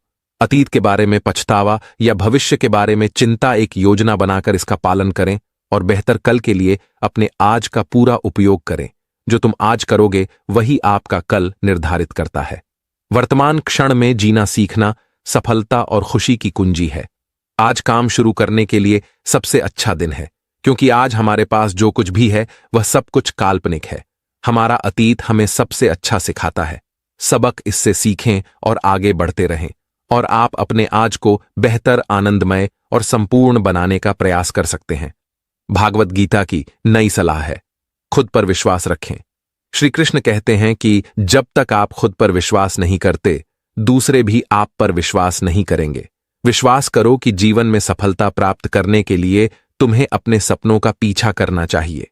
अपने सपनों के लिए काम करें और उन्हें हासिल करने के लिए हमेशा तैयार रहें। आप जितनी अधिक मेहनत करेंगे, जितनी जल्दी आप खुद पर विश्वास करेंगे, तो सपने सच होंगे। दुनिया में कुछ भी असंभव नहीं है। जब तक आप खुद पर विश्वास नहीं करते, आप अपने सपने पूरे नहीं कर पाएंगे। खुद पर विश्वास करना आपकी जिंदगी बदल सकता है। तुम्हें जो करना है वह कर सकते हो। अपने आप पर विश्वास करो और फिर देखो आप जीवन में सफल कैसे बनेंगे। अगर किसी को खुद पर भरोसा है तो कोई भी मुश्किल काम हो सकता है, वह आसानी से पूरा हो जाएगा। ऐसा ही एक प्रसंग रामायण में भी है। जब वानर सेना पहुंची, माता सीता की खोज करते करते समय समुद्र तट, विशाल समुद्र पार करके लंका जाना कठिन लग रहा था। तब अंगद ने कहा, मैं समुद्र के उस पार छलांग लगा जा सकता हूं, लेकिन मुझे इस बात पर संदेह है कि मैं वापस आ पाऊंगा या नहीं। अंगद को अपनी योग्यता पर भरोसा नहीं था। तब हनुमान से पूछा, उसे उसकी क्षमताओं और शक्ति की याद दिलाई और कहा कि आपने लंका जाकर सीता जी का पता लगाना है। हनुमान पूर्ण विश्वास के साथ सहमत हुए और कहा कि मैं अब चलता हूं और रावण सहित सभी राक्षसों को मारकर ले आऊंगा। उन्होंने कोशिश की, लेकिन उनका आत्मविश्वास कम नहीं हुआ और वह लंका पहुंचे। वहां राक्षसों का संहार किया और अशोक वाटिका में सीता जी के दर्शन किए और फिर लौट आए। मित्रों, जब हम किसी ऊंचे स्थान पर पहुंचे, जब हम आगे बढ़े, आशंकाएं और भय हमारे मन में आते जरूर है, लेकिन इन पर काबू पाने के लिए हमें अपने अंदर के आत्मविश्वास को मजबूत रखना चाहिए। अगर हमारे अंदर का आत्मविश्वास भी मजबूत होता है, हमें अपनी क्षमताओं पर विश्वास है। यदि आप चाहते हैं तो कोई भी लक्ष्य आसानी से हासिल किया जा सकता है। अगर तुम्हें खुद पर विश्वास नहीं है तो तुम कायर हो। क्या आपने कभी सोचा है कि पर्वतारोही, एथलीट आदि अन्य लोगों की तरह हैं, फिर भी वे इतनी कठिन लक्ष्य कैसे प्राप्त कर सकते हैं? आसानी से इसका उत्तर है आत्मविश्वास। भागवत गीता का 10वां उपदेश है संगति का प्रभाव। भगवान श्री कृष्ण कहते हैं कि संगति का प्रभाव सब कुछ बदल देता है। संगति के कारण एक है परिवर्तन। हमारा व्यवहार, पहनावा, खानपान, बात करने का तरीका, चरित्र आदि जीवन पर गहरा प्रभाव डालते हैं। इसलिए हमें अच्छे लोगों की संगति करनी चाहिए ताकि हम उनकी अच्छाइयों को ग्रहण कर सकें। ऐसा कहा जाता है कि खरबूजे को देखकर खरबूजा रंग बदल लेता है। इस कहावत का मतलब यह है कि संगति का असर होता है। किसी पर एक व्यक्ति की संगति से प्रभावित होता है, जहां कोई महान बुरा बन जाता है। संगति भी उसका पतन लाती है। अच्छी कंपनी है दार्शनिक की तरह। जिस प्रकार दार्शनिक के छूने से लोहा सोने में बदल जाता है, इसी प्रकार संगति का प्रभाव बुरे व्यक्ति पर भी पड़ता है। लेकिन अगर किसी इंसान के पास है बदमाश कंपनी है, तो वह बदमाश ही बन जाता है। चलिए दोस्तों, मैं आपको एक कहानी के माध्यम से समझाता हूं। एक गुरु थे, अपने शिष्यों के साथ एक बगीचे में घूम रहे थे। रास्ते में वे अपने शिष्यों से कहते जा रहे थे अच्छी संगति में रहने के बारे में, लेकिन शिष्य उसकी बात नहीं सुन रहे थे। वह समझ नहीं पा रहा था कि क्या कहा जा रहा है। फिर गुरुजी ने बगीचे के चारों ओर देखा और फूलों से भरा एक गुलाब का पौधा देखा। उन्होंने पास खड़े शिष्यों में से एक से पूछा, उस गुलाब के पौधे के नीचे से थोड़ी मिट्टी ले आओ। समय बीतता गया और वह गुलाब के पौधे के नीचे से मिट्टी ले आए।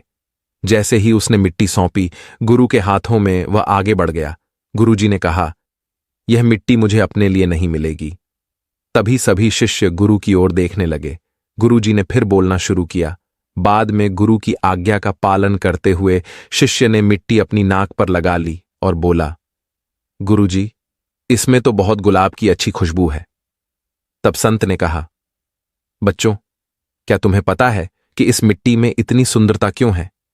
क्योंकि इस मिट्टी पर गुलाब के फूल गिरते रहते हैं। धीरे धीरे वे इस मिट्टी में मिल जाते हैं, तभी मिट्टी में गुलाब की खुशबू आने लगती है। वैसे ही हमारे जीवन में जब भी घटित होता है, हम अच्छे लोगों के साथ रहते हैं, फिर उनकी अच्छी चीजें हमारे अंदर आने लगती हैं।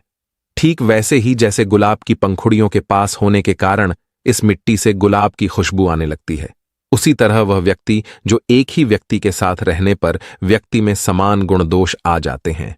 दोस्तों, हम हमेशा अपनी संगति अच्छे से करते हैं। लोगों को इसे अपने पास रखना चाहिए ताकि हम भी एक अच्छा इंसान बन सकता है। भगवद गीता का 11वां उपदेश है अधूरा ज्ञान। श्री कृष्ण कहते हैं कि ज्ञानी और अज्ञानी व्यक्ति को आसानी से समझाया जा सकता है, लेकिन स्वयं ब्रह्मा जी भी किसी अर्थ ज्ञानी व्यक्ति को नहीं समझा सकते। अधूरा ज्ञान खतरनाक है। ऐसा ज्ञान किसी काम का नहीं जिससे एक अच्छे इंसान को नुकसान पहुंचता है। अधूरा ज्ञान कितना नुकसान पहुंचा सकता है, आइए जानते हैं। आपको एक कहानी के माध्यम से बताते हैं। प्राचीन काल में एक व्यापारी का व्यापार बहुत अच्छा चल रहा था। तभी उसने अपने व्यवसाय का विस्तार करने की योजना बनाई। एक व्यक्ति सेठ के पास गया और बोला कि वह भागीदार बनना चाहता था। सेठ को अपने व्यवसाय को बढ़ाने के लिए एक साझेदार की आवश्यकता थी। उसने अपने कारोबार में एक अनजान शख्स को शामिल किया। अब दोनों साझेदारियां व्यापार करने लगे। नया सेठ साथ ही बहुत मेहनती था और इसी वजह से पार्टनर की मेहनत से शुरू हुआ बिजनेस तेजी से बढ़ना चालू हो गया। सेठ बहुत खुश हुआ। एक दिन जब सेठ के करीबी दोस्त उनसे मिलने पहुंचे, उसने अपने साथी को देखा। सेठ के दोस्त ने पार्टनर को पहचान लिया कि वह ठग है और एक चोर है। सेठ का दोस्त स्वयं को शास्त्रों का ज्ञाता एवं छाता मानते थे। उसने वह कहीं पढ़ा था, कभी किसी के बारे में बुरा नहीं बोलना चाहिए। इसीलिए उन्होंने ऐसा किया। सेठ को नए साथी के बारे में सच्चाई न बताएं। सेठ के दोस्त ने कहा कि तुम्हारा नया साथी ही बहुत मेहनती व्यक्ति है। सेठ यह सुनकर खुश हुआ कि विश्वास जीत गया, क्योंकि नया साथी था। अब नए के पास सेठ की तिजोरी की चाबी भी थी। साथ ही एक रात मौका पाकर पार्टनर सेठ का सारा पैसा लेकर भाग गया। सुबह जब सेठ सोकर उठा तो उसने देखा सारा पैसा गायब है। उसका पूरा कारोबार बर्बाद हो गया है। दुखी सेठ अपने मित्र के पास पहुंचा और उसे पूरी कहानी बताई। सेठ के दोस्त ने कहा, मुझे पहले से पता था कि वह एक ठग है। वह कड़ी मेहनत करके दूसरों का विश्वास जीतता है। और यह सुनकर सेठ को गुस्सा आ गया और उसने अपने दोस्त से कहा कि वह उसे बता तो सकता था कि वह नया बदा चोर है। अगर वह बताता तो वह मौका पाकर नहीं भाग पाता। उसने अपने मित्र से कहा, यदि तुमको पता था तो तुमने मुझे बताया क्यों नहीं? मेरी तो सारी जिंदगी की कमाई लुट गई। सेठ के दोस्त ने कहा, मैं कभी किसी के बारे में बुरा नहीं बोलता। बुराई करना पाप है। मैंने देखा, पर मैं आपको इसकी बुरी बातों के बारे में नहीं बताता। अपने एक मित्र से जो शास्त्रों का झांता था, यह बात सुनकर सेठ ने कहा, उसने कहा, भाई आज मैं तुम्हारे अधूरे ज्ञान के कारण बर्बाद हो गया हूं एमम। तुम्हारे पास ऐसा ज्ञान है कि इसका कोई फायदा नहीं और किसी की भी मदद नहीं कर सकते।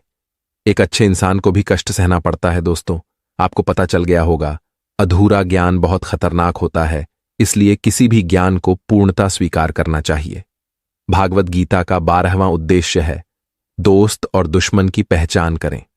मित्रों, भागवत गीता में कहा गया है कि यदि हम जीवन में सफलता हासिल करना चाहते हैं तो हमें ऐसे दोस्तों की जरूरत है जो हमें आगे बढ़ने के लिए प्रेरित करें।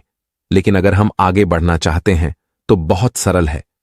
इसे इस तरह समझा जा सकता है, जब कोई आपके साथ बुरा करने की कोशिश करता है या अगर कोई भी आपका अपमान करता है या आपको नीचा दिखाता है तो आप अधिक मेहनत करते हैं अपनी प्रतिभा और खुद को सही साबित करने के लिए। अपने दुश्मन की कमजोरी यह है, उसके साथ दोस्ती बनाए रखना बेहतर है। इस समय के दौरान आपको उसकी कमियों के बारे में पता चल जाता है। वह आप पर कोई भी नुकसान पहुंचाने की कोशिश करता है तो आपके पास इसका इलाज पहले से ही मौजूद होगा। श्री कृष्ण ने कहा है कि जिन लोगों के पास बुरे चरित्र वाले, जिनकी दृष्टि अच्छी न हो और जो लोग बुरे लोगों की संगति में रहते हैं, भूलकर भी मित्र ना बनाना। मित्र और शत्रु की पहचान के बारे में एक बात कही गई है कि जैसे चंदन होता है, अपनी मादक सुगंध और शीतल प्रकृति के लिए प्रसिद्ध है। लेकिन इसी गुण के कारण दुनिया के सबसे जहरीले सांप इसी प्रकार इसके चारों ओर लपेटे जाते हैं। यह आवश्यक नहीं है कि सामने वाला व्यक्ति आपके साथ अच्छा व्यवहार कर रहा है। वास्तव में आपका दोस्त या मित्र इसकी भी संभावना है कि वह आपके प्रति बुरे विचार और शत्रुता रखता है। श्री कृष्ण कहते हैं कि जो व्यक्ति आपके सामने आपके साथ अच्छा व्यवहार कर रहा हो, आपको कभी भी ऐसे मित्र का समर्थन नहीं करना चाहिए जो आपकी प्रशंसा करता हो और पीठ पीछे आपकी बुराई करता हो। ऐसे दोस्त सामने से मधुर व्यवहार करते हैं और तुम्हें खुश करने की कोशिश करते हैं, लेकिन जैसे ही वे मौका मिले, ऐसे दोस्तों आपको नुकसान जरूर देते हैं। ऐसे दोस्त दुश्मनों से भी बढ़कर होते हैं। एक दिन दो दोस्त राहुल और केशव बातें कर रहे थे। हालांकि वे अच्छे दोस्त थे, लेकिन अचानक उनमें में बहस हो गई। राहुल ने केशव को थप्पड़ मारा। थप्पड़ खाने के बाद केशव कुछ नहीं बोला, बस नीचे गिर पड़ा, क्योंकि आज मेरे दोस्त ने मुझे थप्पड़ मारा। 2 दिन बाद में दोनों दोस्त फिर मिले। इस समय उन्होंने नदी में स्नान करने की योजना बनाई। अगली सुबह वे दोनों नदी में स्नान करने गए। जब वे नहा रहे थे तो केशव का पैर फिसल गया और डूबने लगा। जब राहुल ने उसे डूबते देखा तो उसने गिरने से बचाने की कोशिश की और उसे बचा लिया। बच जाने के बाद केशव ने पत्थर पर लिखना शुरू कर दिया। आज मुझे मेरे सबसे अच्छे दोस्त ने बचाया। केशव ने पूछा, तो? जब मैंने तुम्हें थप्पड़ मारा, तुमने पत्थर पर लिखा, और जब मैंने तुम्हें बचा लिया, तब भी तुमने पत्थर पर लिख दिया। ऐसा क्यों है? इस पर केशव ने जवाब दिया, जब हमें लगता है कि हमारे दोस्त ने गलती की, हमें ठेस पहुंचाई या हमें किसी चीज के बारे में बुरा महसूस कराया है, तो यह अच्छा है।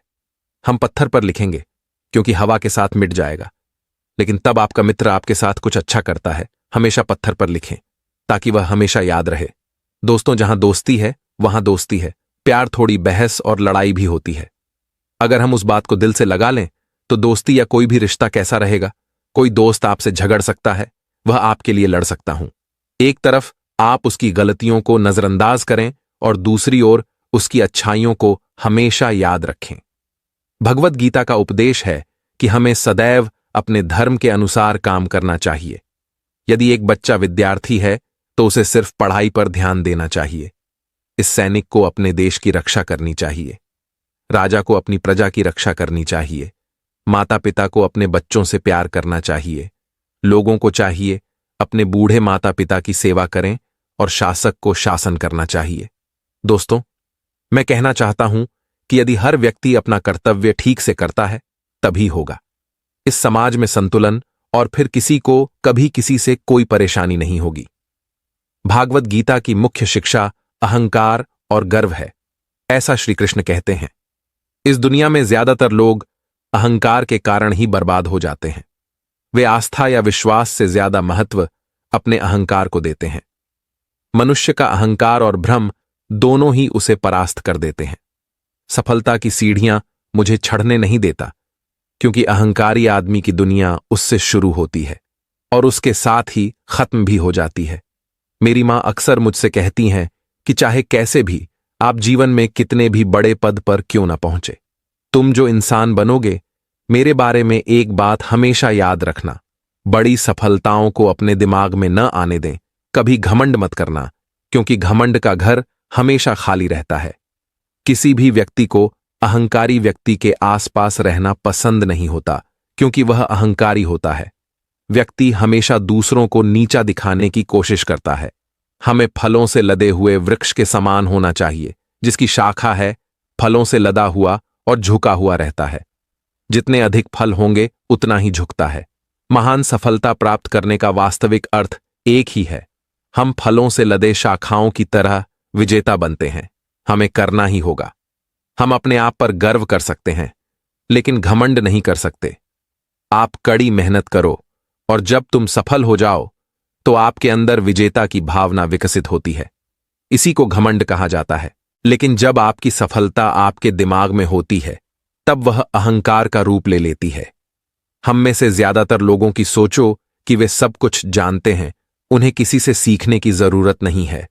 हो सकता है कि आप बहुत कुछ जानते हैं, लेकिन जिस दिन आप कह देंगे कि आप सब कुछ जानते हैं, उस दिन तुम स्वयं को अहंकारी व्यक्ति कह सकते हैं। आप बहुत कुछ जानते हैं, लेकिन सब कुछ नहीं।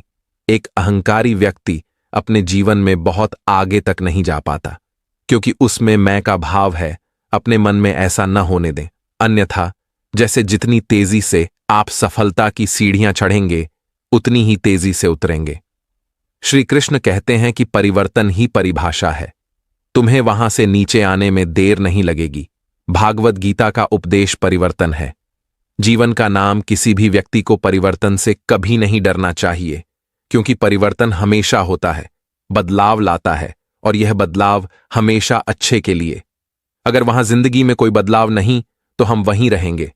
हम आज हैं, हम कभी भी आगे नहीं बढ़ पाएंगे। कभी कभी बदलाव भी हमें देता है, लेकिन यह परेशानियां हमेशा के लिए नहीं रहती, और न ही वे भविष्य में सदैव खुशियां देती। शायद आपने कभी किसी नदी का पानी सड़ते नहीं देखा, क्योंकि नदी हमेशा बदलती रहती है या बहती रहती है, लेकिन कभी नहीं रुकती जब तालाब का पानी नहीं बदलता। परिवर्तन नहीं, धीरे धीरे सड़ता है। उसी प्रकार हमारे जीवन में भी परिवर्तन आवश्यक है। जिस दिन यह बदल जाएगा, उस दिन हम नष्ट हो जाएंगे। भागवत गीता का उपदेश आलस्य, कार्यकर्ता और भय है। श्री कृष्ण कहते हैं, आलस्य डर और कायरता है, मनुष्य के शत्रु जो उसे सफल होने से रोकें।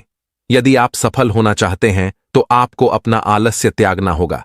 अगर आपको आगे बढ़ना है तो डर छोड़ना होगा। आलसी और कायर व्यक्ति अपने को प्राप्त नहीं कर सकता, ना ही अपने सभी लक्ष्यों को पूरा कर सकता है, और न ही यह किसी भी युद्ध में जीत सकता है। इसलिए यदि आप अपने लक्ष्य को पाना चाहते हैं और अपने सपनों को पूरा करना चाहते हैं, तब अपने जीवन से आलस्य और डर को दूर करें, क्योंकि डर है आपको वह सभी काम करने से रोकता है जो आप करते हैं, करना चाहते हैं, और आलस्य करते हैं तुम्हें वह काम नहीं करने देते जो तुम करना चाहते हो।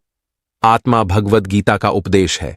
भागवत गीता में श्री कृष्ण युद्ध के मैदान में कहते हैं, मानव शरीर नाशवान है, इसका कोई अस्तित्व नहीं है, परंतु आत्मा अविनाशी है। आत्मा कभी नहीं मर सकती है, यह सदैव अमर रहती है। आत्मा को न तो कोई शस्त्र मार सकता है और ना ही कोई हथियार मार सकता है।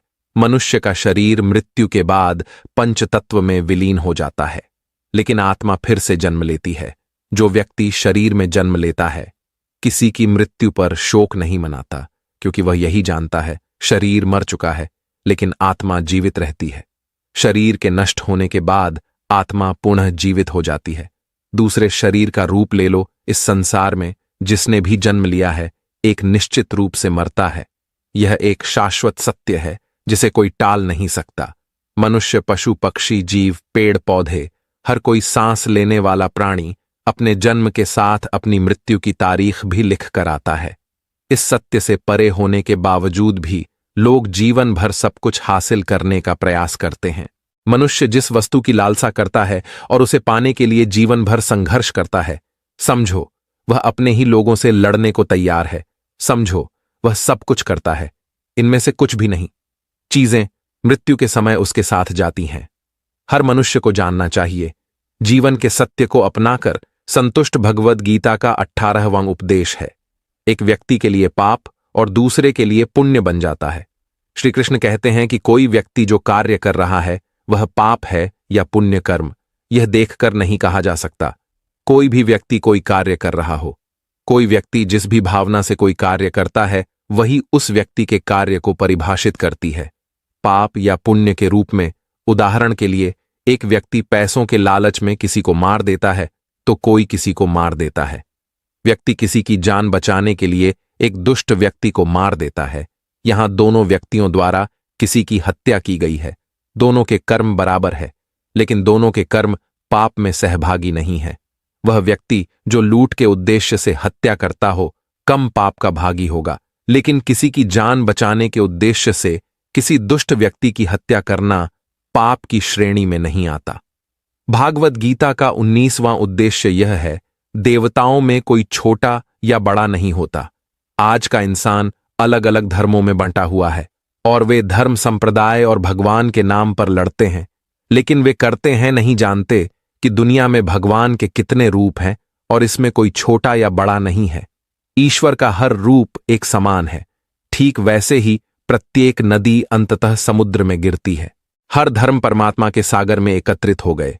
इस संसार का रचयिता एक ही है, परमपिता। इसलिए हर इंसान को मिलजुल कर रहना चाहिए, धर्म या जाति की परवाह किए बिना एक ईश्वर की पूजा किए बिना। भागवत गीता का उपदेश सही समय है, यह इंतजार करना मूर्खता है। भागवत गीता में भगवान श्री कृष्ण अर्जुन से कहते हैं, कुछ भी शुरू करने का सही समय। जब कोई व्यक्ति कुछ शुरू करता है तो वह होता है उसका सही समय, उसके लिए सही समय। वह सही समय का इंतजार करता रहता है। सही उसके लिए समय कभी नहीं आता और वह कभी नहीं आता। अपना काम शुरू करके ऐसे लोग जीवन भर सही समय का इंतजार करते रहते हैं, सफलता प्राप्त करने में सक्षम नहीं है। इसलिए बजाय मनुष्य को सही समय का इंतजार करना चाहिए। अभी काम शुरू करो। शिष्य कहता है, मुझे इस एक कहानी के माध्यम से समझाइए। एक बार एक आदमी सत्संग में जाता है, एक महात्मा जी को यह कहते हुए सुनता है कि समय आ गया है, समय का अत्यंत मूल्यवान एवं वांछित मूल्य हासिल किया जा सकता है। महात्मा जी की यह बात सुनकर वह आदमी बहुत प्रसन्न हुआ। वो लोगों के पास जाता है और कहता है, भाई, मेरा समय बहुत अनमोल है, लेकिन अगर तुम चाहो तो तुम किधर से अपना समय ले सकता है? 0 प्रतिदिन लो। फिर लोग उस आदमी से कहते हैं, अगर हम उसमें अपना समय खरीद लेंगे। वह आदमी कहते हैं, अरे भाई, मैं अपना समय बेच रहा हूं, इसे अपनी इच्छानुसार उपयोग करें। यह सुनकर लोग उन्हें पागल कहते हैं। उसे भगा। वह आदमी अंततः उसी महात्मा के पास आता है और उसे बताता है कि महात्मा जी, आपने तो कहा था कि समय बहुत कीमती है, लेकिन कोई भी मेरे समय का 1 रुपया भी देने को तैयार नहीं है। महात्मा जी उसकी मूर्खतापूर्ण बातें सुनकर हंसते हैं और कहते हैं, बेटा, तुम्हें समय की कीमत जरूर मिलती है, लेकिन इसके लिए समय का सदुपयोग करना होगा और मेहनत तो करनी ही पड़ेगी। वह आदमी महात्मा जी की बात का मतलब समझ जाता है और अपने समय का सदुपयोग करने का निर्णय लेता है। हमारे जीवन का हर पल कीमती है, लेकिन उसकी कीमत जानने के लिए कड़ी मेहनत और अच्छे विचारों की आवश्यकता होती है। इसलिए अपने समय का सदुपयोग करना आवश्यक है। इसका प्रयोग अच्छे काम में करें, बुरे काम में नहीं। अच्छा काम करने वाला व्यक्ति ही परमात्मा के नजदीक जाता है। बुरे कर्म का बुरा नतीजा ही होता है। दोस्तों, यदि आप सोच रहे हैं कि मुझे इतना प्यार क्यों करना चाहिए, जीवन आराम से जीना चाहिए, इसलिए यह याद रखें कि यदि अपने लक्ष्य के लिए अपनी इच्छा नहीं छोड़ेंगे तो आपको अपने लक्ष्य का बलिदान देना होगा। यदि आप लक्ष्य के लिए हार नहीं मानेंगे और कुछ समय के लिए मौज मस्ती में फंस जाएंगे तो जीवन के अंतिम चरण में आपको पछताना पड़ेगा। राजा ने अपने बेटे से आगे कहा, जब आप लक्ष्य के लिए काम करना शुरू करेंगे तो आपको ऐसे नए लोग मिलेंगे जो आपको समझेंगे और आपको आगे बढ़ने में मदद करने के लिए तैयार होंगे। इसलिए उन लोगों को प्राथमिकता देना शुरू करें जो आपके मूल्यों और लक्ष्यों के साथ संरेखित। बस उन लोगों से दूर हो जाएं जो आपको रोक रहे हैं और उनके साथ रहकर आपका भविष्य अद्भुत हो। बुरे लोग आपके परिवार के सदस्य और दोस्त भी हो सकते हैं, इसलिए उनसे दूर से ही प्यार करें और अपना प्यार रखें। लक्ष्य पहले, इसके लिए आपको सफल आदतें अपनाने होंगे। कई बार आपको दूसरी जगह जाकर रहना पड़ता है। आपको भी अकेलापन महसूस हो सकता है, लेकिन यह बुरा नहीं है। कुछ समय अकेले रहे अच्छा है, क्योंकि इससे यह समझने में मदद मिलती है कि आप वास्तव में कौन हैं, आप जीवन में क्या हासिल करना चाहते हैं। दोस्तों, यह कहानी हमें सिखाती है कि हर इंसान खुश तो है, लेकिन वह अपने से धनवान व्यक्ति को देखकर दुखी हो जाता है और उसे लगता है कि सिर्फ धनवान व्यक्ति ही खुश और सुखी है। लेकिन धनवान होने के अर्थ यह नहीं कि वह व्यक्ति सुखी भी है। अगर आप जीवन में खुश और सुखी रहना चाहते हैं तो अपने से धनवान की ओर न देखें, क्योंकि हो सकता है जो जीवन जी रहे हो वैसा जीवन पाने के लिए भी कुछ लोग तरस रहे हो। तो अब आपको जवाब मिल गया होगा कि जीवन में हर इंसान सुखी है जो अपने से ऊंचे धनवान व्यक्ति की ओर नहीं देखता। हमारे अंदर क्या खूबी है, क्या विशेषता है, यह हम कभी समझ ही नहीं पाते हैं। आज जिसको देखो वह किसी और के जैसा बनना चाहता है, वह किसी और की जिंदगी जीना चाहता है। हर किसी की जिंदगी की एक अलग ही खासियत होती है, बस उसको समझने की और अपनी क्षमताओं को पहचानने की जरूरत होती है। जिस दिन आप अपनी क्षमताओं को समझ जाएंगे, उस दिन से आपके अंदर से किसी और जैसा बनने का या किसी और का जीवन जीने का जो जिद है वह हमेशा के लिए खत्म हो जाएगा और आप अपने जीवन को अच्छे से जी पाएंगे। तो दोस्तों, किसी ने सही बात कही है कि बदन मेरा मिट्टी का हिसाब से मेरी उधार है, घमंड करूं तो किस बात का, यहां हम सब तो किराएदार हैं। नमस्कार दोस्तों, यह कहानी एक योद्धा के जीवन से प्रभावित एक मोटिवेशनल स्टोरी है जो आपको अपनी जिंदगी को देखने का एक नया नजरिया सिखाएगी। बहुत समय पहले की बात है। सबल नाम का लड़का पूरे दिन अभ्यास करके सो रहा था तो उसे एक रात बुरा सपना आता है जिसमें वह हर रोज की तरह अपने गुरु के आश्रम में तलवारबाजी के मुश्किल दांव पेंचों का अभ्यास कर रहा था। उसका अभ्यास अच्छा चल रहा था, लेकिन जैसे ही वह एक ऊंची छलांग लगाकर जमीन में वापस आता है, उसका एक पैर टूटकर कांच के टुकड़ों की तरह बिखर जाता है। उसकी ऐसी हालत देखकर सभी लोग डर जाते हैं, लेकिन एक रहस्यमय आदमी बड़ी शान आंटी से उन टुकड़ों को इकट्ठा करने लगता है जिसने काले रंग के जूते पहने हुए थे। सबल घबराकर नींद से जाग जाता है। उस समय रात्रि से सुबह होने वाली थी और वह खुद को शांत करने के लिए बाहर टहलने निकल जाता है।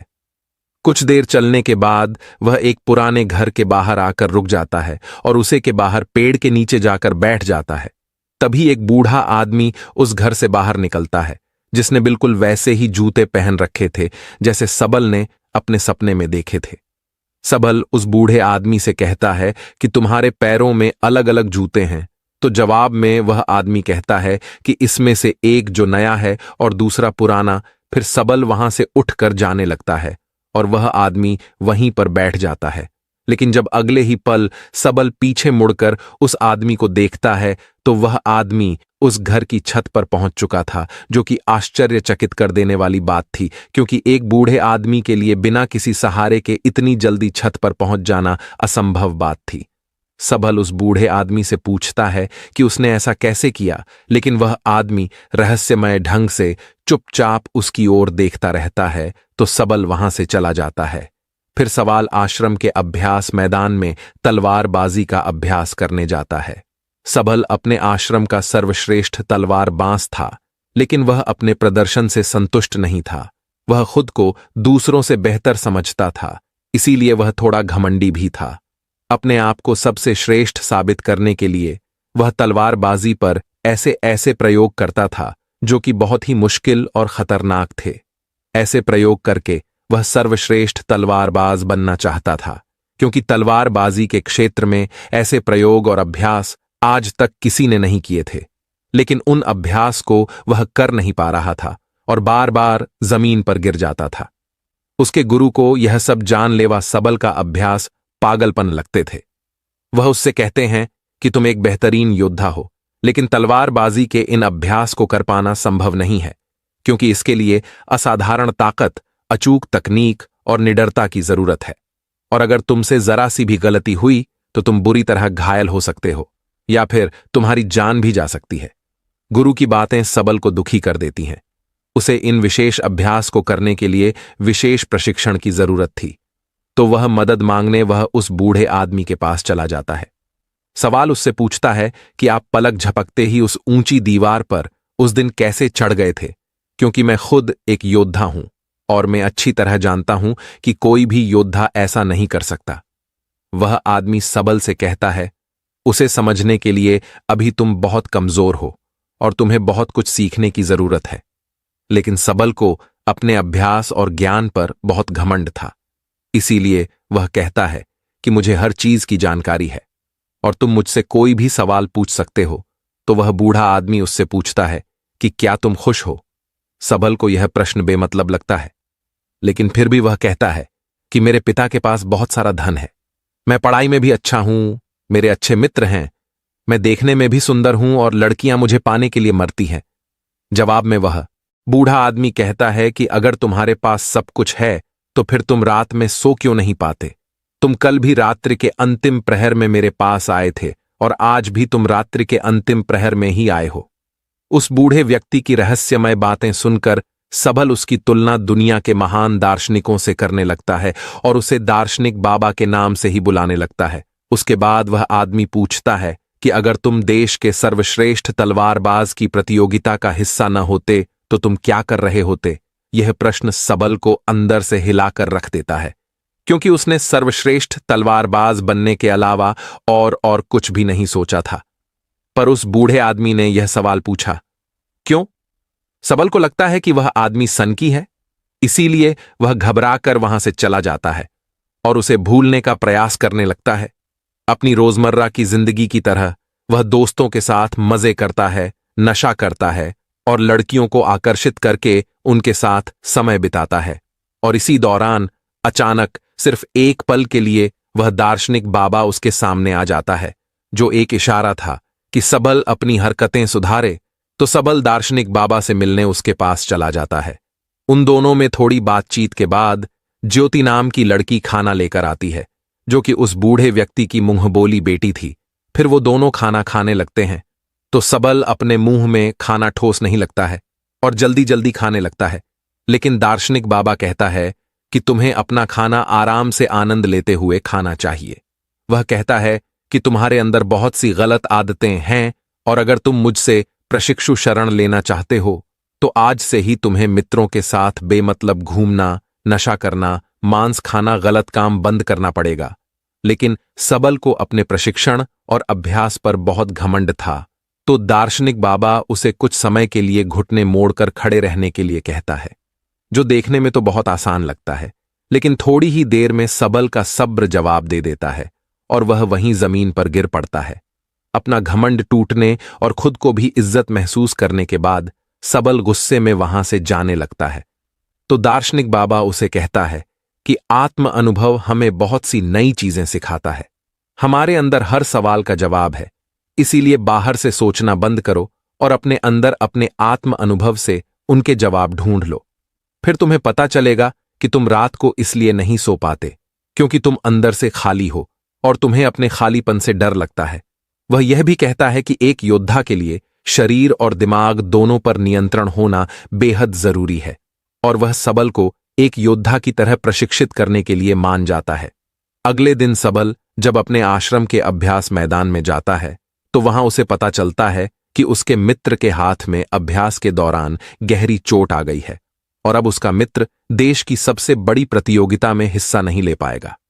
इस बात से सबल के मित्र को प्रशिक्षित करने वाला शिक्षक बहुत परेशान था, क्योंकि वह तीरंदाजी में सबसे श्रेष्ठ योद्धा था। रात को सबल फिर दार्शनिक बाबा से मिलने जाता है। उस समय दार्शनिक बाबा बैलगाड़ी के पहिए को सुधार रहे थे। वह सवाल से एक लोहे का टुकड़ा मांगता है, तो सवाल जानबूझकर उस लोहे के टुकड़े को बाबा की तरफ तेजी से फेंकता है। लेकिन बाबा बिना उसकी ओर देखे बड़ी आसानी से उस लोक के टुकड़े को अपने हाथों में पकड़ लेता है। सबल दोबारा से ऐसा करता है, लेकिन दार्शनिक बाबा फिर से उसे बिना देखे पकड़ लेता है। दार्शनिक उससे कहता है कि हमारे दिमाग में लाखों बेतुके विचार चलते रहते हैं, जो हमारे लक्ष्य को धुंधला बनाकर हमें भटका देते हैं। फिर वह सवाल को थप्पड़ मारकर उसे उठता है और बदले में मुक्का मारने के लिए कहता है। पहले तो सबल शांत रहता है, लेकिन जब वह दार्शनिक बाबा पर हमला करता है तो दार्शनिक उसे पलक झपकते ही उसे नीचे गिरा देते हैं और उससे कहता है कि अपने लक्ष्य के अलावा जो कुछ भी तुम्हारे दिमाग में चल रहा है वह सब बेकार है। उस कचरे को अपने दिमाग से बाहर निकाल दो और वह उसे अगली सुबह नदी के पुल के ऊपर मिलने बुलाता है। अगले दिन जब सबल नदी के पुल पर पहुंचता है तो दार्शनिक उसे धक्का देकर पुल से नीचे गिरा देता है। सफल गुस्से में दार्शनिक पर चिल्लाने लगता है। तब दार्शनिक कहता है, जिस पल तुम नीचे गिर रहे थे उस पल तुम्हारा दिमाग बिल्कुल खाली था, अब फिर से उसमें कचरा भर चुका है। सफल गुस्से में कहता है कि मेरे दिमाग में कोई कचरा नहीं भरा है। तो दार्शनिक सबल के दिमाग पर नियंत्रण करके वह सब देखने लगता है जो उसके दिमाग में चल रहा था। फिर वह कहता है कि अगर तुम अपना ध्यान इन फिजूल के विचारों में रखोगे तो तुम अपने वर्तमान के पलों को जी नहीं पाओगे, और जब तुम अपना सारा ध्यान वर्तमान के पलों में रखोगे तब तुम्हें पता चलेगा कि तुम क्या कर सकते हो और इतने अच्छे से कर सकते हो। सबल को चोट लगने के बाद तीरंदाजी सिखाने वाला शिक्षक सभी छात्रों की परीक्षा ले रहा था। इस दौरान सबल दार्शनिक के सिखाए तरीके से अपने ध्यान को एकाग्र करने में सफल हो जाता है और पूरी एकाग्रता के साथ तीरंदाजी का बेहतरीन प्रदर्शन करके दिखाता है, जो कि शायद उसके मित्र से भी बेहतर था। सभी लोग ऐसे प्रदर्शन को देखकर हैरान रह जाते हैं। फिर उस रात दार्शनिक को पूरी बात बताता है। वह खुश था और उसे अपने प्रदर्शन पर नाज था, क्योंकि दूसरे खिलाड़ी योद्धा उससे जलने लगे थे। लेकिन दार्शनिक को उसकी बातों में कोई दिलचस्पी नहीं थी। वह कहता है कि तुम अभी भी अतीत में जी रहे हो और तुम्हें अपने प्रदर्शन पर घमंड भी है। इसका मतलब अभी तुम कुछ भी नहीं सीखा। इतना कहकर वह उसे घर जाने के लिए कहता है और आज रात उसे कुछ भी सिखाने से मना कर देता है। लेकिन यहां कुछ अजीब होता है। सबल वहां छुपकर सुबह होने का इंतजार करता है और सुबह होते ही दार्शनिक का पीछा करने लगता है। दार्शनिक सांभर के अभ्यास मैदान में चला जाता है और जाकर एक ऊंचे स्थान में बैठ जाता है। सबल दार्शनिक के बगल में जाकर बैठता है तो वह महसूस करता है कि वह सभी खिलाड़ी योद्धाओं के दिमाग को पढ़ पा रहा है। वह उनके दिमाग में चल रही सभी बातों को सुन सकता है। उसे हैरानी तो तब होती है जब सबल स्वयं को उस अभ्यास मैदान में आते हुए देखता है। यह देखकर वह अपनी जगह से नीचे गिर जाता है। फिर उसे पता चलता है कि यह सब तो उसका भ्रम है। न तो सुबह हुई थी और न ही उसने दार्शनिक का पीछा किया था। यह तो दार्शनिक था जो उसके दिमाग से खेल रहा था। दार्शनिक उससे कहता है कि अभी तो तुम्हें बहुत कुछ सीखना बाकी है। लेकिन सबल बुरी तरह से डर चुका था तो वह घबराकर वहां से चला जाता है। इस घटना का सवाल पर उल्टा असर पड़ता है। उसका आत्मविश्वास नीचे गिरने लगा था, जो उसके साथी योद्धा भी महसूस करते हैं और उसका शिक्षक भी, क्योंकि उसका प्रदर्शन कमजोर पड़ने लगा था। अगले दिन वह दार्शनिक के घर के बाहर ज्योति को देखता है, जो कि दार्शनिक के लिए खाना लेकर आई थी। वह उससे कहता है कि मुझे लगा था कि दार्शनिक के तरीकों से मैं एक बेहतर योद्धा बन सकता हूं, लेकिन मेरे साथ बिल्कुल उल्टा हो रहा है। फिर दार्शनिक सबल से वो सारे काम करवाता है जो आज से पहले उसने कभी नहीं किए थे, जैसे कि कचरा साफ करना, गंदगी साफ करना, कपड़े धोना और लोगों की मदद करना, दोस्तों के साथ घूमना और गप्पे मारना, बंद मांस खाना, बंद सवाल। ये सब कर तो रहा था, लेकिन उसे यह सब बेमतलब लग रहा था। उसका प्रदर्शन सुधारने की बजाय दिन प्रतिदिन खराब होता जा रहा था, क्योंकि वह दार्शनिक की शिक्षाओं को समझ नहीं पा रहा था। और एक दिन तंग आकर वह दार्शनिक से झगड़ने लगता है। वह कहता है कि गंदगी साफ करके मैं कौन सा योद्धा बन सकता हूं, लेकिन दार्शनिक कहता है कि मैं तुम्हें किसी भी स्थिति में ध्यान करना सिखा रहा था और इससे तुम घमंड और बुरी आदतें कम हो जाएंगी। लेकिन सबल का गुस्सा बढ़ता ही जा रहा था। वह कहता है कि तुमने पहले दिन मुझसे पूछा था कि क्या मैं खुश हूं, तो आज मैं तुमसे पूछता हूं कि क्या तुम इस खंडहर घर में खुश हो। असल में सफल को लगता है कि दार्शनिक जिंदगी से हारा हुआ व्यक्ति है, जो अपनी जिंदगी में सफल नहीं हो पाया है, और उसकी रहस्यमयी बातें सुनकर वह गलती से उसके चक्कर में फंस गया है। दार्शनिक उसे अपनी भावनाओं पर काबू करने के लिए कहता है, लेकिन सबल तो उसकी एक भी सुनने को तैयार नहीं था और गुस्से में वह दार्शनिक से कहता है कि अपनी खुशी में खुद तलाश लूंगा, और अपना प्रशिक्षण छोड़कर वहां से चला जाता है। अफसोस, सबल यह समझ नहीं पाया कि दार्शनिक उसे निस्वार्थ भाव से दूसरों की सेवा करना सिखा रहा था, जिससे उसका घमंड कम हो सकता था। खैर, सबल ने अपनी पुरानी दिनचर्या को वापस अपना लिया था, जैसे नशा करना, मांस खाना, दोस्तों के साथ बेबजाय का समय बर्बाद करना, लड़कियों को आकर्षित करके उनके साथ समय बिताना और दूसरों से श्रेष्ठ देखने के लिए जानलेवा अभ्यास करना। एक दिन ऐसे ही जब वह खतरनाक अभ्यास कर रहा था, तब ऊंचाई से गिरने पर उसका पैर बुरी तरह घायल हो जाता है। इलाज के दौरान उसे पता चलता है कि उसके ही ने पैर की हड्डी सिर्फ टूट नहीं है, बल्कि चकनाचूर हो गई है, जिसमें अलग अलग 15 दरारें पड़ चुकी हैं। चिकित्सक उससे कहते हैं कि अगर तुम अपना ठीक से ध्यान रखोगे तो अगले कुछ महीनों में तुम चलने लगोगे। सिर्फ चलने। सबल को पता चल चुका था कि उसका सर्वश्रेष्ठ तलवारबाज बनना अब लगभग असंभव हो चुका है, क्योंकि उसे चलने के लिए भी बैसाखी का सहारा लेना पड़ता था और उसका प्रशिक्षण भी पूरी तरह से बंद हो चुका था। टांग टूटने के साथ ही अब उसका घमंड भी टूट चुका था। फिर एक दिन ज्योति उससे मिलती है। उसे सबल की चिंता हो रही थी, क्योंकि देश की सबसे बड़ी प्रतियोगिता में हिस्सा लेने का उसका सपना टूट चुका था। वह दोनों एक दूसरे को अच्छी तरह से समझते थे और वह एक दूसरे को पसंद भी करने लगे थे। साहब अपने सपने को यूं ही टूटा हुआ नहीं देखना चाहता था, इसीलिए वह अपने शिक्षक से मिलता है और कहता है कि मैं अभी की छोटी छोटी प्रतियोगिताओं में तो हिस्सा नहीं ले पाऊंगा, लेकिन 10 महीने बाद योद्धाओं के चुनाव की जो अंतिम प्रतियोगिता होगी, मैं उसमें जरूर हिस्सा लूंगा, जिसके लिए उसने प्रतियोगिता कराने वाली समिति को अपना आग्रह पत्र भी भेज दिया है। लेकिन शिक्षक को उसकी हालत देखकर लगता है कि सबल अब कभी भी प्रतियोगिता में हिस्सा नहीं ले पाएगा, क्योंकि उसके पैर की हड्डियां टूटी हुई हैं और अब उसका प्रशिक्षण भी बंद हो चुका है। अपने सपने को टूटता हुआ देखकर सबल गुस्से से भर जाता है और घर जाकर तोड़फोड़ करने लगता है। यह द्वार उसकी जिंदगी का सबसे मुश्किल दौर था। उसका सब कुछ बर्बाद हो चुका था। अब उसके जिंदा रहने का कोई मतलब नहीं था। इसीलिए अपनी जिंदगी खत्म करने के लिए वह एक ऊंची पहाड़ी पर चढ़ जाता है। इससे पहले कि वह नीचे कूद पाता, वहां कुछ अजीब होने लगता है। उसे एक इंसान नजर आता है जो कोई और नहीं बल्कि उसी की बुरी परछाई थी। वह परछाई उसके घमंड, उसके गुस्से, उसके डर, उसके संदेह और उसके अंदर चल रहे ही उथल पुथल को दर्शाती है। वह कोई और नहीं बल्कि उसी के अंदर का शैतान था जो सबल को नीचे कूदने के लिए उकसा रहा था। यहां सबल समझ जाता है कि अगर वह अपने अंदर की सभी बुराइयों को खत्म कर देगा तो उसके अंदर शांति आ जाएगी। तभी वह शैतान नीचे गिरकर हमेशा के लिए खत्म हो जाता है। लेकिन यह सब तो बस उसका एक सपना था। शैतान तो अभी भी उसके अंदर ही था। उसने सपने के जरिए अपनी जिंदगी की सच्चाई को देखा था। तो मदद मांगने तो उस दार्शनिक के पास चला जाता है। सबल दार्शनिक के पास जाकर रोने लगता है। दार्शनिक उससे कहता है कि हर चीज का एक मकसद होता है। अब तुम्हें अपने सवालों के जवाब अपने अंदर से ही ढूंढने पड़ेंगे, और जब तक तुम्हें अपने अंदर से कोई खास जवाब नहीं मिलता तब तक तुम उस पेड़ के नीचे बैठे रहो। सबल पेड़ के नीचे बैठकर सोचने लगता है। उसके पास समय तो बहुत था, लेकिन वह क्या सोचे उसे यह पता नहीं था।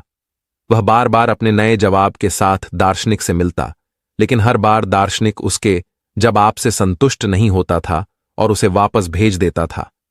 फिर सारी रात सोचने के बाद जब सुबह वह एक नई शादीशुदा जोड़े को देखता है तो उसे अपना जवाब मिल जाता है।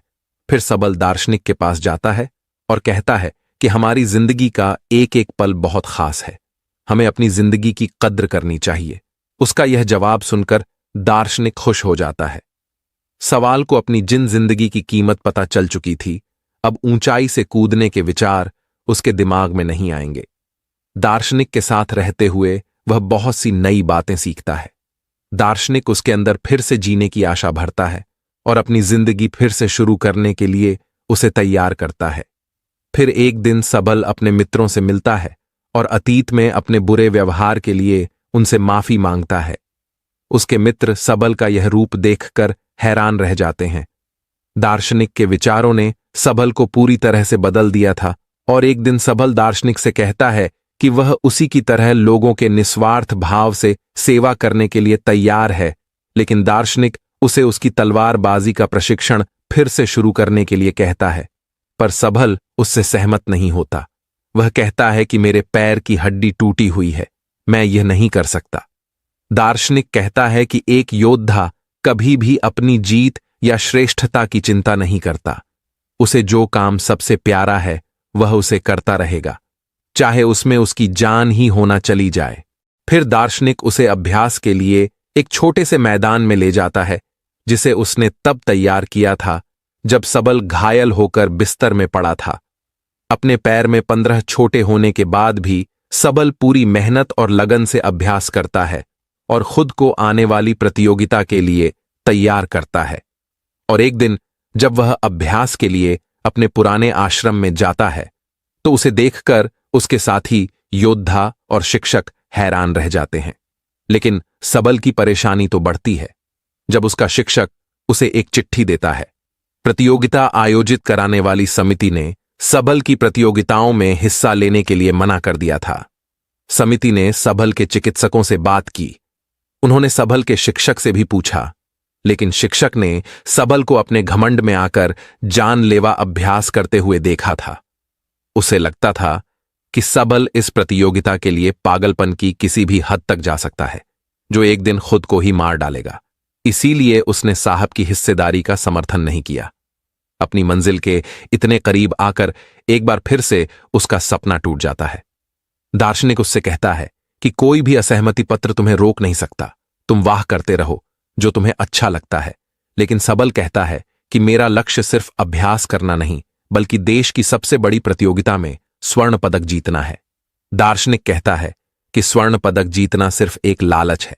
अगर वह मिल भी जाए तो क्या, जब तक तुम अंदर से खुश नहीं हो कोई भी बाहरी चीज तुम्हें खुशी नहीं दे सकती।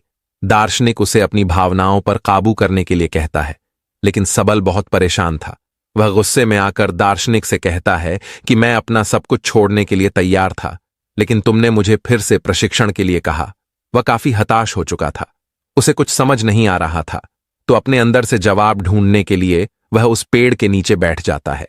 दार्शनिक उसकी तरफ को देखता है तो उसे कल सुबह अपने साथ एक पहाड़ के ऊपर चलने के लिए कहता है, जहां कोई खास चीज है। फिर अगली सुबह सबल बुरी तरह थका देने वाला लंबा सफर तय करता है। दार्शनिक उसके आगे की तरफ था और पीछे पीछे सबल। जब वह पहाड़ी की चोटी पर पहुंचते हैं तो सबल दार्शनिक से पूछता है कि बताओ, आप मुझे क्या दिखाना चाहते थे?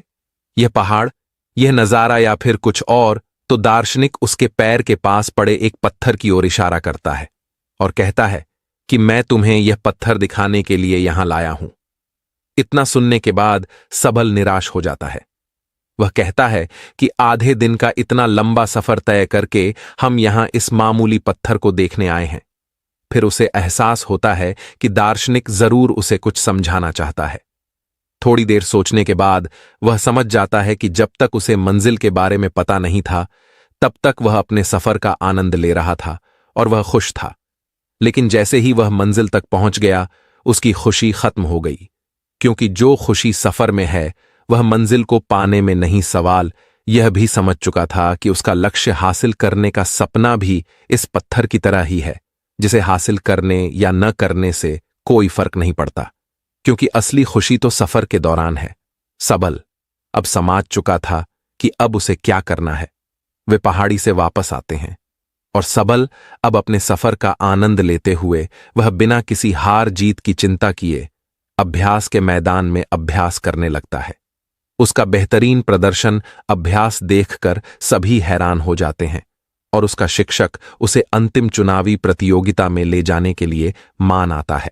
सबल अपने साथ दार्शनिक को भी ले जाना चाहता था, लेकिन जब वह उस पुराने घर में पहुंचता है तो उसे पता चलता है कि दार्शनिक वहां से हमेशा के लिए जा चुका है।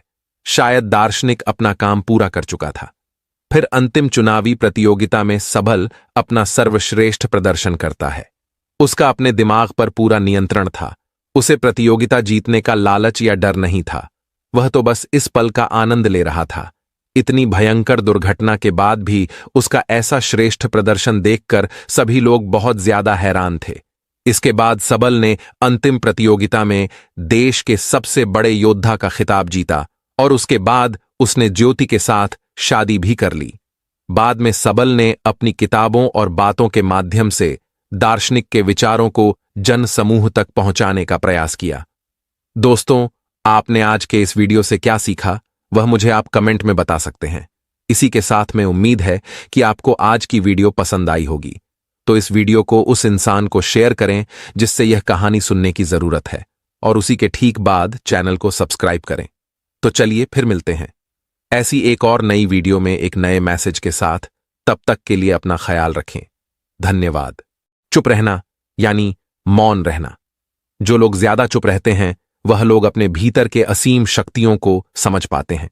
गौतम बुद्ध के अनुसार मौन की शक्ति इतनी ज्यादा है कि वह हमारे अंदर के सारे तनाव, सारी की सारी चिंता और भय को खत्म कर देता है और लोगों के बीच हमें एक होशियार और आकर्षित मनुष्य बना देता है।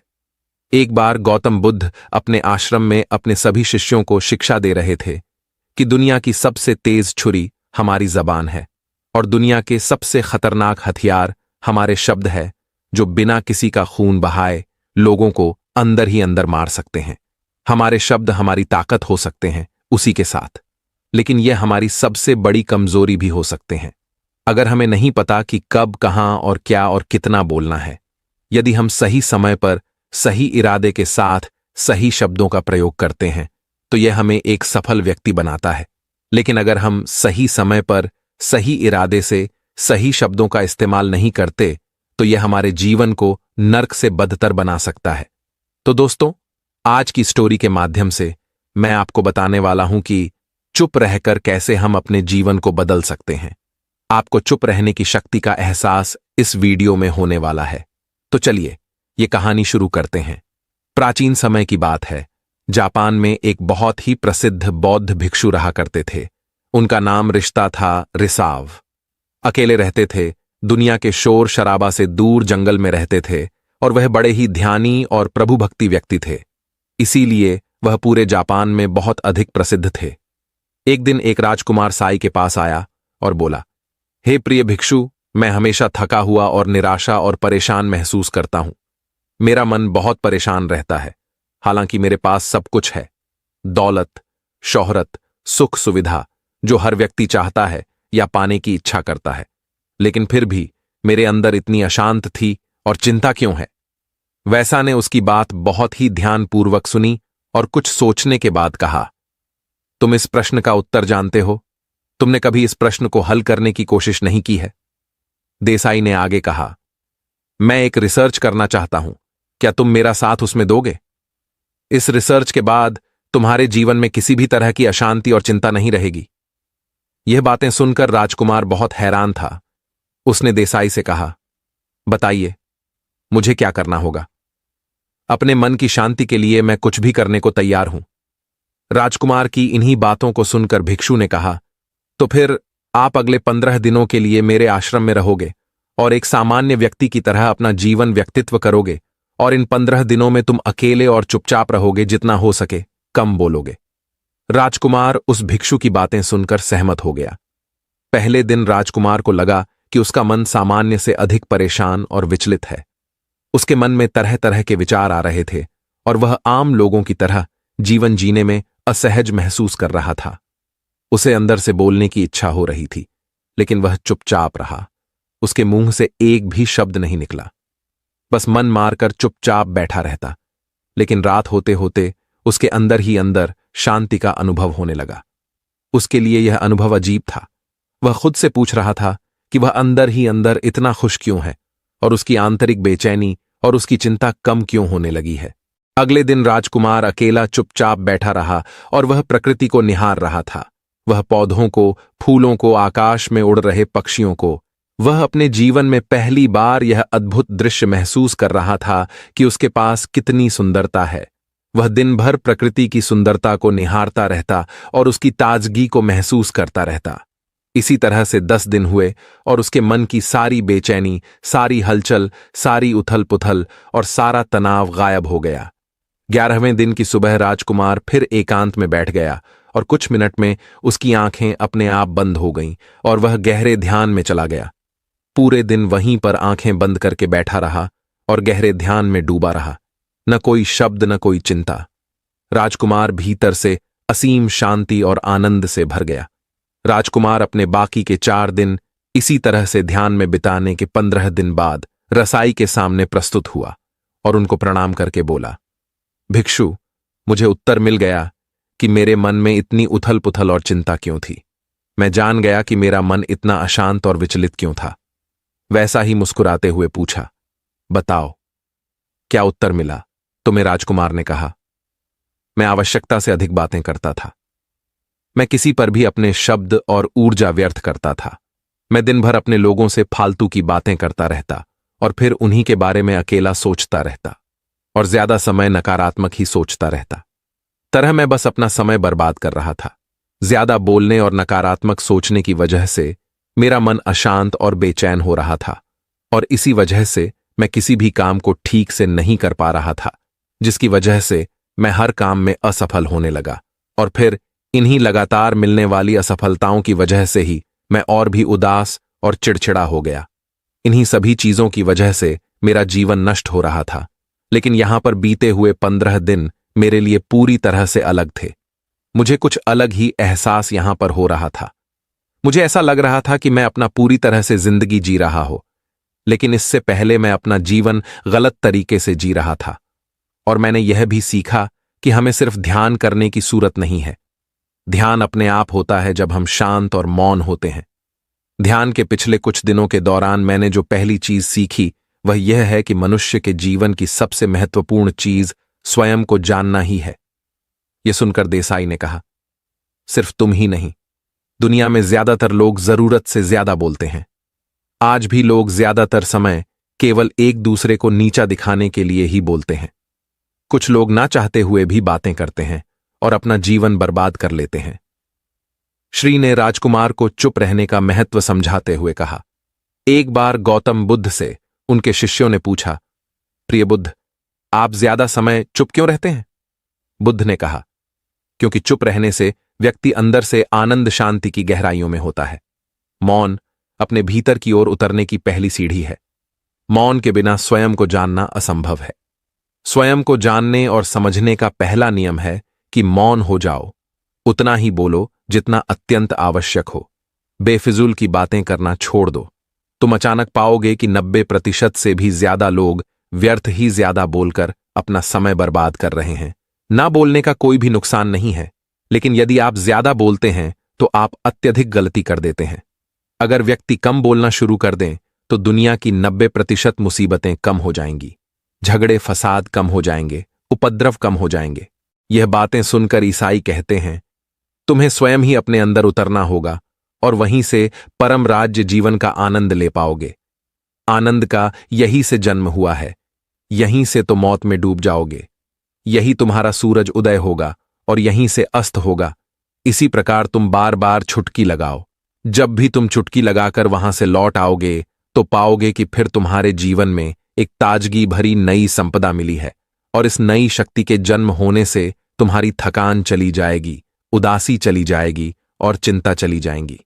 जैसे कोई स्नान करके लौटता है तो शरीर शीतल हो जाता है, शांत हो जाता है, ऐसे ही जब भीतर से साफ होकर वापस आता है, मौन में स्नान करके लौटता है तो समस्त अस्तित्व व्यक्तित्व शांत और मौन हो जाता है, आनंदित हो जाता है। जब तुम आंतरिक मौन की उस पराकाष्ठा पर पहुंच जाओगे तब तुम पाओगे कि बोलने से भी तुम्हारा मौन खंडित नहीं होता, वह बना ही रहता है। उसकी एक अंतर्धारा लगातार तुम्हारे भीतर बहती रहती है। तुम बोलते हो, तुम शब्दों का उपयोग भी करते हो, लेकिन वह तुम्हारे मन को खंडित नहीं कर पाती। एक बार गहरी मौन में स्थिर हो जाओ, फिर तुम्हारी वाणी में भी मीठास आ जाएगी। तुम्हारा बोलना संगीतपूर्ण होगा, तुम्हारा बोलना सत्य होगा। तुम बोलोगे तो दूसरों पर भी शीतलता छा जाएगी। जैसे ही तुम अंदर से चुप होते हो, तुम इतने शक्तिशाली होने लगते हो कि समाज के निर्भरता तुम छोड़ने लगते हो और तुम्हारे जीवन में एक मस्ती आती है जो कि केवल दीवानों के जीवन में होती है। तुम्हारे चेहरे पर एक नई रौनक आ जाती है, तुम्हारी आंखें किसी अमृत के समान हो जाती हैं और तुम अंत शांति के समुद्र में डूबने लगते हो। इतना कहकर भिक्षु रिसाव ने अपनी बात खत्म की और वह मौन में चले गए। राजकुमार उनका धन्यवाद करके अपने महल में चला गया।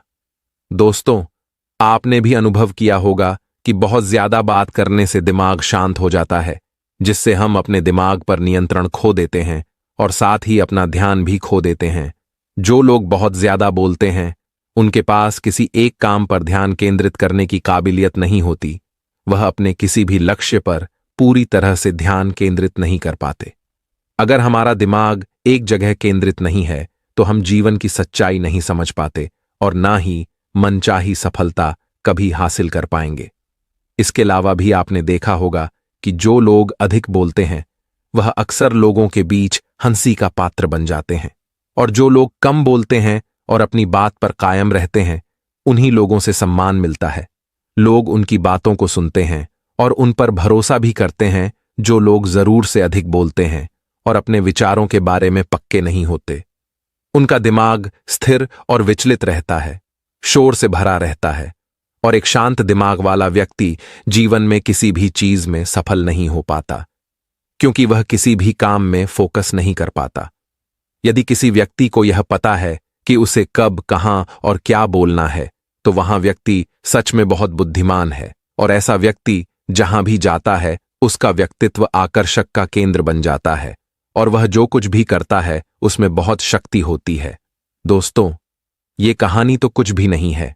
आप ये कहानी सुनकर आपने यह तो जान लिया कि हमें चुप रहना क्यों जरूरी है, लेकिन आप हमारी इसी वीडियो की अगली कहानी में जानेंगे कि हमें कौन कौन सी जगहों पर चुप रहना चाहिए। तो चलिए ये कहानी शुरू करते हैं। आश्रम के सभी शिष्य जब कामों में लगे होते थे तो एक शिष्य कोने में बैठा चुपचाप अपने आप में खोया रहता था। वह अक्सर किसी से ज्यादा बात नहीं करता था। आश्रम की सभी जिम्मेदारियां पूरी करने के बाद जहां सभी शिष्य पूरे दिन की घटनाओं की चर्चा करने लगते हैं, वहीं पर वह शांत रहने वाला बच्चा एक बरगद के पेड़ के नीचे बैठकर ध्यान करने लगता। सभी बच्चों को आश्चर्य होता था, क्योंकि उसका कोई दोस्त नहीं था। वह अक्सर आश्रम में अकेला ही घूमता रहता था। यह देखकर उसके गुरु को बड़ी प्रसन्नता होती थी। उसे लगता था कि कोई तो है आश्रम में जो मौन यानी कि चुप रहने की ताकत को समझता है, उसके महत्व को समझता है। आश्रम के बारे में जब भी कोई जरूरी निर्णय लेना होता, उसकी राय जरूर लिया करते थे। लेकिन यही बात गुरुजी के एक दूसरे शिष्य को बड़ी खटकती थी, क्योंकि वह गुरुजी का प्रिय शिष्य बनना चाहता था। इसीलिए वह जी के सामने दूसरे बच्चों के कामों में कुछ न कुछ कमियां निकालता रहता था, जिससे गुरुजी उसे महान समझने लग जाए। अक्सर वह अपनी जिम्मेदारियां पूरी तरह से निभाने का दिखावा भी करता, चाहे उससे कोई सलाह ना भी मांगे, लेकिन फिर भी वह उन्हें अपनी सलाह देता रहता था। वह बहुत ही बातूनी शिष्य था और आश्रम के दूसरे सभी शिष्यों में बहुत प्रसिद्ध भी था, क्योंकि वह सबसे हंसी मजाक करता रहता था, उनसे दिन भर बातें करता रहता था। इसीलिए उसकी सबसे दोस्ती हो गई थी। लेकिन जब आश्रम के गुरु उसकी राय न लेकर दूसरे शिष्यों की राय लेते थे, तो यह बात उसे बड़ी खटकती थी। उसे यह लगता था कि वह उस दूसरे शिष्यों से ज्यादा बुद्धिमान है, लेकिन गुरुजी फिर भी उसकी तरफदारी करते हैं। ऐसा नहीं था कि गुरुजी को बातूनी शिष्य के स्वभाव के बारे में पता नहीं था, लेकिन गुरुजी उसे अपने तरीके से सीख देना चाहते थे, ताकि ज्यादा बोलने की आदत, दिखावा करने की आदत, दूसरों में कमियां निकालने की आदत हमेशा हमेशा के लिए खत्म हो जाए और वह मौन रहकर ध्यान की गहराइयों को छुपाए। असल में हर सच्चे गुरु की यही इच्छा होती है। वह किसी तरीके से उस बातूनी शिष्य को एहसास कराना चाहते थे कि चुप रहने से ही उसे असीम सत्य को जाना जा सकता है। उस विराट का एहसास चुप होकर ही किया जा सकता है। एक दिन गुरुजी को एक तरीका सूझा। उन्होंने आश्रम के सभी बच्चों को अपने पास बुलाया और कहा कि मैं तुम सभी को दो दो हिस्सों में बांटकर अलग अलग गांवों में भिक्षा मांगने के लिए भेज रहा हूं, और जो भी दो बच्चे सबसे ज्यादा भिक्षा मांगकर लाएंगे, उन दोनों को आश्रम की सभी जिम्मेदारियां निभाने का मौका दिया जाएगा। अपनी बात जारी रखते हुए गुरुजी ने बताया कि भिक्षा मांगने से हमारा अहंकार खत्म होता है, इसीलिए हर शिष्य पूरे मन से भिक्षा मांगे। कोई भी इस काम को औपचारिकता में ना लें, वरना तो वह अपने जीवन का बहुत बड़ा ज्ञान खो देंगे। आश्रम के गुरुजी ने जानबूझकर बातूनी शिष्य और चुप रहने वाले शिष्य की जोड़ी बना दी। बातूनी शिष्य के मन में सिर्फ एक ही बात चल रही थी कि इस बार उसे मौका मिला है और इस बार वह गुरुजी को दिखा देगा कि वह चुप रहने वाले शिष्य से कितना ज्यादा प्रतिभावान है। दोनों शिष्यों ने आपस में अपनी सहमति से निर्णय लिया कि दोनों गांव के अलग अलग जगह से भिक्षा मांगना शुरू करेंगे, ताकि भिक्षा मांगने का काम जल्दी खत्म किया जा सके। चुप रहने वाला शिष्य हर द्वार पर जाकर अपने हाथ जोड़कर अपना भिक्षा का पात्र उनके सामने कर देता। उसके चेहरे पर एक सादगी और उसकी आंखों में एक एकांत होता था, जिससे भिक्षा देने वाले उसे भिक्षा देकर अपने आप को अनुग्रहित समझते थे। वहीं पर दूसरा बातूनी शिष्य हर द्वार पर जाकर उनको कुछ न कुछ ज्ञान देने लगता था, जिससे ज्यादातर लोग उसे बिना भिक्षा दिए ही लौटा देते थे। पूरे गांव में भिक्षा कर जब दोनों गांव के बीच में मिले, तो बातूनी शिष्य ने देखा कि चुप रहने वाले शिष्य के पास उससे दोगुनी भिक्षा थी। यह देखकर उसे मन ही मन बहुत ठेस पहुंचा। लेकिन जब वह दोनों भिक्षा का सामान लेकर आश्रम की तरफ जा रहे थे, तब बातूनी शिष्य को एक चालाकी सूझी। उसने चुप रहना वाले शिष्य से कहा कि हमें अपनी भिक्षा एक ही थैले में डाल लेनी चाहिए। गुरुजी ने हम दोनों को एक साथ भिक्षा लाने के लिए कहा था। चुप रहने वाले शिष्य ने बिना कुछ बोले अपनी सारी भिक्षा उसके थैले में डाल दी। बातूनी शिष्य मन ही मन बहुत खुश हो रहा था कि अब गुरुजी को यह पता नहीं चलेगा कि ज्यादा भिक्षा हम में से किसने मांगी। उसे लग रहा था कि गुरुजी मुझे इससे कम प्रतिभावान समझेंगे, इसीलिए उसने यह तरकीब लगाई। सभी शिष्यों के आने के बाद संध्या के समय जब सभी की भिक्षा तो ली गई, तो इन दोनों शिष्यों की भिक्षा सबसे ज्यादा निकली। गुरुजी ने इन दोनों का अभिवादन करते हुए आश्रम के साथ भी बच्चों के सामने उनकी पीठ थपथपाते हुए उन्हें मुबारकबाद दी और कहा कि मैं आश्रम का कार्यभार तुम दोनों को नहीं सौंप सकता। इससे आपसी मतभेद होने का खतरा रहता है। इसीलिए तुम दोनों में से जो ज्यादा भिक्षा लेकर आया है, आश्रम की जिम्मेदारी उसे ही सौंपी जाएगी। जब उन्होंने उनसे पूछा कि तुम में से ज्यादा भिक्षा कौन मांगकर लाया था, तो बातूनी शिष्य ने कहा कि गुरुजी, मैं इससे दुगनी भिक्षा मांगकर लाया था, लेकिन मुझसे गलती हो गई कि मैंने वह दोनों भिक्षा एक ही थैले में डाल ली। मुझे नहीं पता था कि आप ऐसा निर्णय लेने वाले हैं, वरना तो मैं अपनी शिक्षा का थैला अलग ही रखता। इस पर गुरुजी ने चुप रहे। वाली शिष्य से पूछा कि क्या तुम इसके बाद से सहमत हो? क्या तुम इससे कम भिक्षा लेकर आए थे? यह सुनकर चुप रहने वाले शिष्य ने कहा कि गुरुजी, मेरे पास ऐसा कोई साधन नहीं है जिससे मैं यह साबित कर पाऊं कि मैं इससे ज्यादा भिक्षा लेकर आया था। असल में यह उल्टा बोल रहा है। दुगनी भिक्षा में लेकर आया था। यह मुझसे आधी दीक्षा लेकर आया था और इसी ने ही मुझसे भिक्षा एक थैले में डालने की बात कही थी। आश्रम से कुछ दूरी पर एक पहाड़ी थी जिसके पीछे सूरज अभी अभी संध्या के समय ढल रहा था। गुरुजी को तो पता था कि सच कौन बोल रहा है, लेकिन बाकी बच्चों के सामने सच साबित करने के लिए उन्होंने उन दोनों से एक सवाल पूछा कि पीछे पड़ा गाड़ी पर तुम्हें क्या दिखाई दे रहा है? यह सुनकर वाचाल शिष्य झट से बोल पड़ा कि गुरुजी, पहाड़ी के पीछे सूरज अपना रंग बिखेर रहा है। आसमान में लालिमा छाई हुई है। यह बहुत ही सुंदर दृश्य है। वह तो और भी बहुत कुछ कहना चाहता था, लेकिन गुरुजी ने उसे चुप करते हुए दूसरे शिष्य से जवाब जानने के लिए जब उसकी तरफ देखा तो उसकी आंखों में आंसू भरे हुए थे। श्रद्धा, भक्ति और प्रेम से उसकी आंखें भर आई थीं। जी ने सभी बच्चों को संबोधित करते हुए कहा कि मैंने सवाल किया था कि पहाड़ी के पीछे तुम्हें क्या दिखाई दे रहा है। ज्यादातर लोगों को यही दिखाई देगा कि एक बहुत सुंदर दृश्य है, लेकिन मजे की बात यह है कि सुंदरता बोलकर नहीं बताई जा सकती। उसे महसूस किया जा सकता है और सामने वाला उस सुंदरता को आपकी आंखों में देख पाता है। चुप रहने वाले शिष्य की तरफ इशारा करते हुए गुरुजी ने कहा कि असल में सुंदरता इसी बच्चे ने देखी है। दूसरे बच्चे ने सिर्फ सुंदरता की व्याख्या की है, लेकिन इसने वास्तविकता में उस सुंदरता को महसूस किया है। अपने आप को ऊंचा दिखाने की सभी कोशिशें नाकाम होती देख वाचाल शिष्य वहीं पर फूट फूट कर रोने लगा। उसको चुप कराते हुए गुरुजी ने कहा कि बेटा, मुझे पहले से पता था कि तुम झूठ बोल रहे हो, लेकिन मैं तुम्हें उस झूठ का एहसास कराना चाहता था। सभी बच्चों को संबोधित करते हुए गुरुजी ने बताया कि शब्द जाल की तरह होते हैं। हमारे ज्यादा बोलने की वजह से बहुत सारी समस्याएं पैदा होती हैं। जब कोई आदमी एक बात को बढ़ा चढ़ाकर बोल देता है तो उसे सिद्ध करने के लिए वह शब्दों के जाल में फंसता चला जाता है और इसी वजह से अंतर्मुखी होने की बजाय वह बहिर्मुखी होता चला जाता है। वहीं पर जिस भी व्यक्ति को अपनी अंतर यात्रा करनी होती है, उसे सबसे पहले चुप रहना सीखना होता है। जरूरत से ज्यादा बोलना या फिर हर वक्त बोलते ही रहना, यह सब हमारी अंतर यात्रा में बाधा बन जाती है। जब आप चुप रहने का अभ्यास करते हैं तो आप अपने साथ वक्त बिताने लगते हैं, जिससे कि आप अपने एकांत को जान पाते हैं।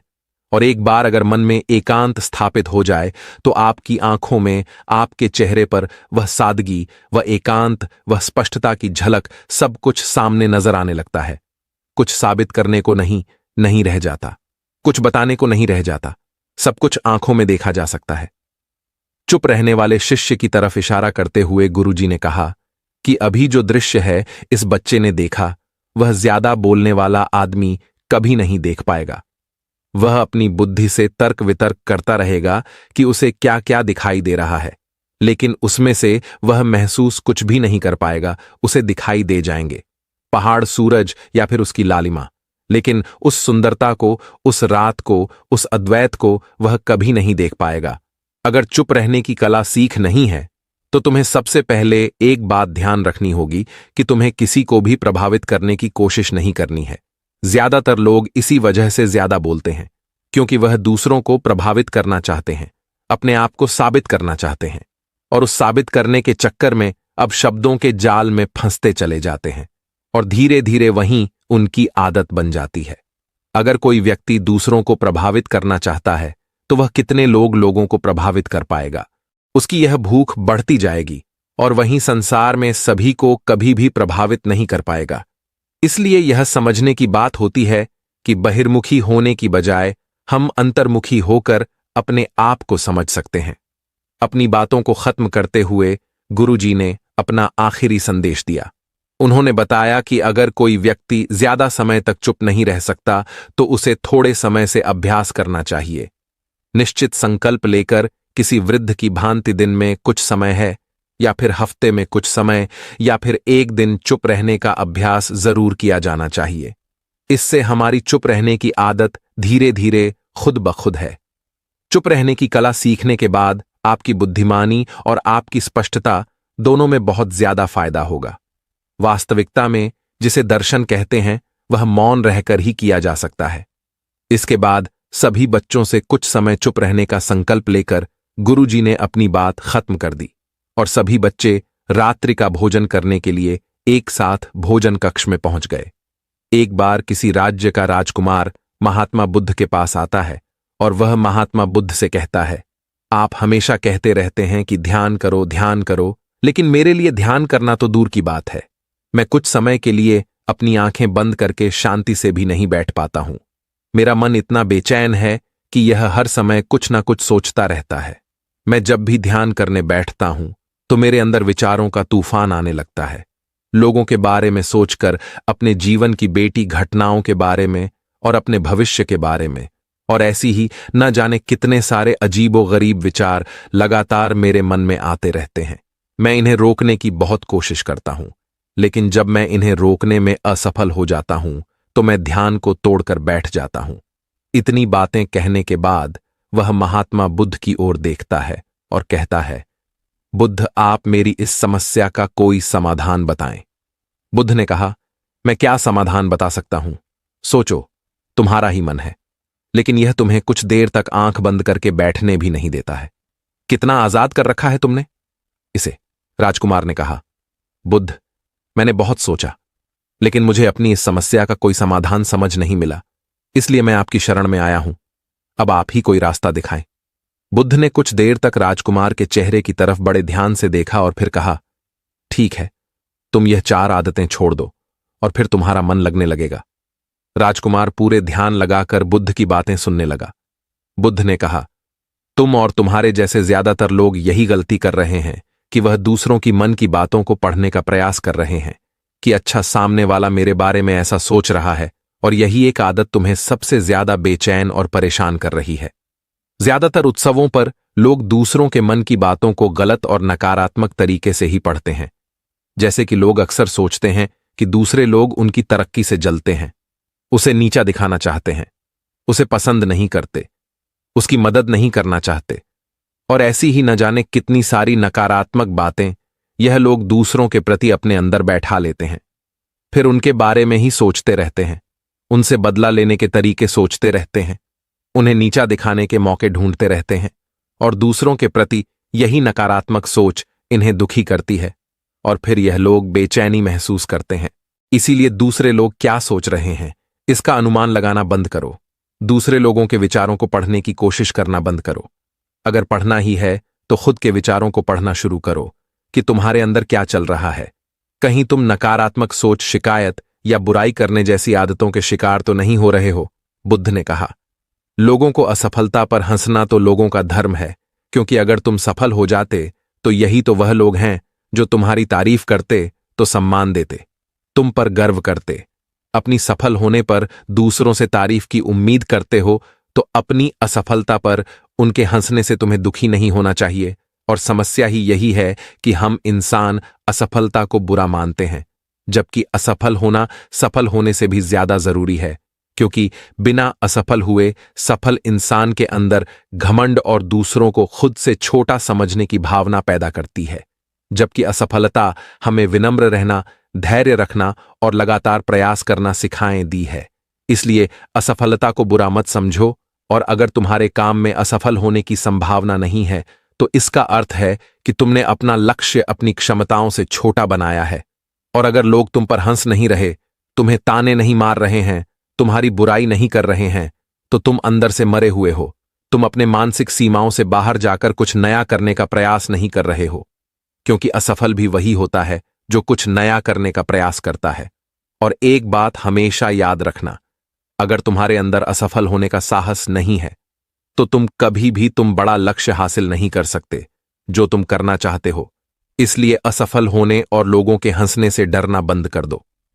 बुद्ध ने आगे कहा, लोगों को लगता है कि वह समय को काट रहे हैं, लेकिन असल में समय हर बार उन्हें काट रहा है।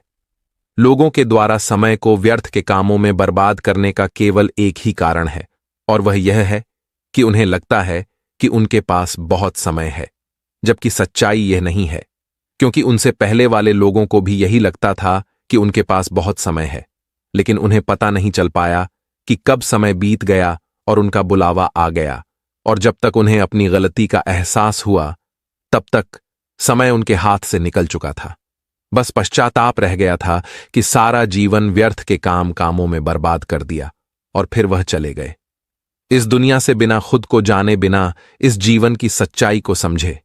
इसलिए जब तक यह जीव है, इसे अच्छे कामों में लगा, वो खुद को जानने में, दूसरों की मदद करने में, लोगों को सही राह दिखाने में, मानवता के कल्याण में। और दूसरी बात, समय को बर्बाद करने से आज तक किसी को खुशी नहीं मिली है।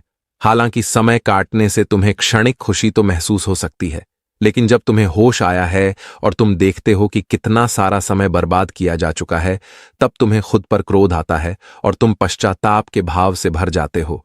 और फिर यही पश्चाताप का भाव तुम्हारे अंदर तनाव पैदा करता है और तुम बेचैन हो जाते हो और लगातार अपनी गलती के बारे में सोचते रहते हो। फिर तुम्हारा किसी भी काम में मन नहीं लगता और तुम उदास रहने लगते हो, और यह चक्र लगातार चलता रहता है जिसकी शुरुआत हुई थी समय को काटने से। इसलिए समय को काटना बंद करो और वह करना शुरू करो जो जरूरी है। बुद्ध ने कहा, असल में दूसरों से खुद की किसी भी चीज में तुलना करना ही व्यर्थ है। सबकी परिस्थितियां अलग हैं, सबकी सोच अलग है। और क्या हुआ, अगर दूसरे नहीं कर पाए तो हो सकता है कि तुम ही कर जाओ, क्योंकि अक्सर वही लोग इतिहास रचते हैं जिनसे ज्यादा उम्मीद नहीं होती। और फिर हो सकता है कि जिसे तुम बड़ा समझ रहे थे, जिसके लिए तुम सोच रहे थे कि उसने बहुत मेहनत की है, बहुत प्रयास किया है, उसने कभी उतना प्रयास किया ही ना हो, केवल मेहनत करने का दिखावा किया हो। क्योंकि ज्यादातर लोग कभी उतनी मेहनत करते ही नहीं हैं जितनी उन्हें अपने लक्ष्य प्राप्ति के लिए करनी चाहिए, और दूसरे लोगों के सामने यह दिखाने का प्रयास करते रहते हैं कि मैंने तो बहुत मेहनत की थी, लेकिन मेरी किस्मत ही खराब थी। और यही वो लोग हैं जो दूसरों को बातों ही बातों में कहते रहते हैं कि जब इतनी मेहनत करने के बाद में सफल नहीं हो पाया तो तुम कैसे हो पाओगे। लेकिन अंदर ही अंदर यह इस बात को जानते हैं कि उन्होंने कभी उतनी कोशिश नहीं की थी जितनी उन्हें करनी चाहिए थी। यह बस दूसरों की नजरों में अपनी इज्जत बचाने के लिए, और इस डर से कि कहीं दूसरा व्यक्ति इनसे आगे न निकल जाए, यह अपने अधूरे प्रयास से घबराते रहते हैं और दूसरों को डराते रहते हैं कि जब मैं नहीं कर पाया तो तुम कैसे कर पाओगे। इसलिए किसी दूसरे असफल व्यक्ति को देखकर यह सोचना छोड़ दो कि तुम यह सफल हो जाओगे। तुम बस अपना सर्वश्रेष्ठ प्रयास करो और बाकी सब समय पर छोड़ दो। बुद्ध ने आगे कहा, अगर तुमने यह 4 आदतें छोड़ दी तो तुम्हारा मन एकदम शांत हो जाएगा और फिर तुम जहां चाहो वह अपना मन लगा सकते हैं। इतना कहकर बुद्ध मौन हो गई और राजकुमार को भी अब समझ आ चुका था कि उसे क्या करना है। मन ही मन उन 4 आदतों को छोड़ने का निश्चय किया और बुद्धि का धन्यवाद कर वहां से चला गया। दोस्तों, इस कहानी से हमें यह शिक्षा मिलती है कि हमें यह नहीं सोचना चाहिए कि लोग मेरे बारे में क्या सोच रहे हैं। अगर मैं कोई काम करता हूं तो लोग उसे कम को लेकर हंसेंगे। इसके अलावा हमें अपना व्यर्थ ही समय बर्बाद नहीं करना चाहिए।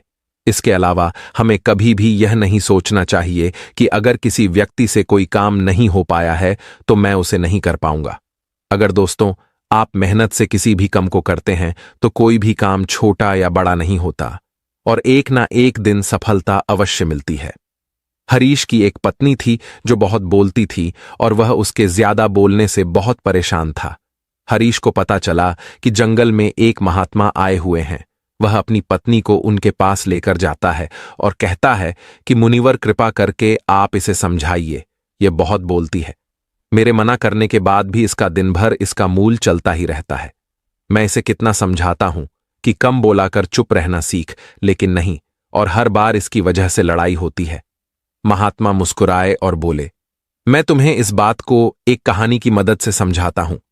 मेरा गुरु का एक शिष्य था जो बहुत बोलता था। वह हर समय इधर उधर की बातें करता था और कभी शांत नहीं रहता था।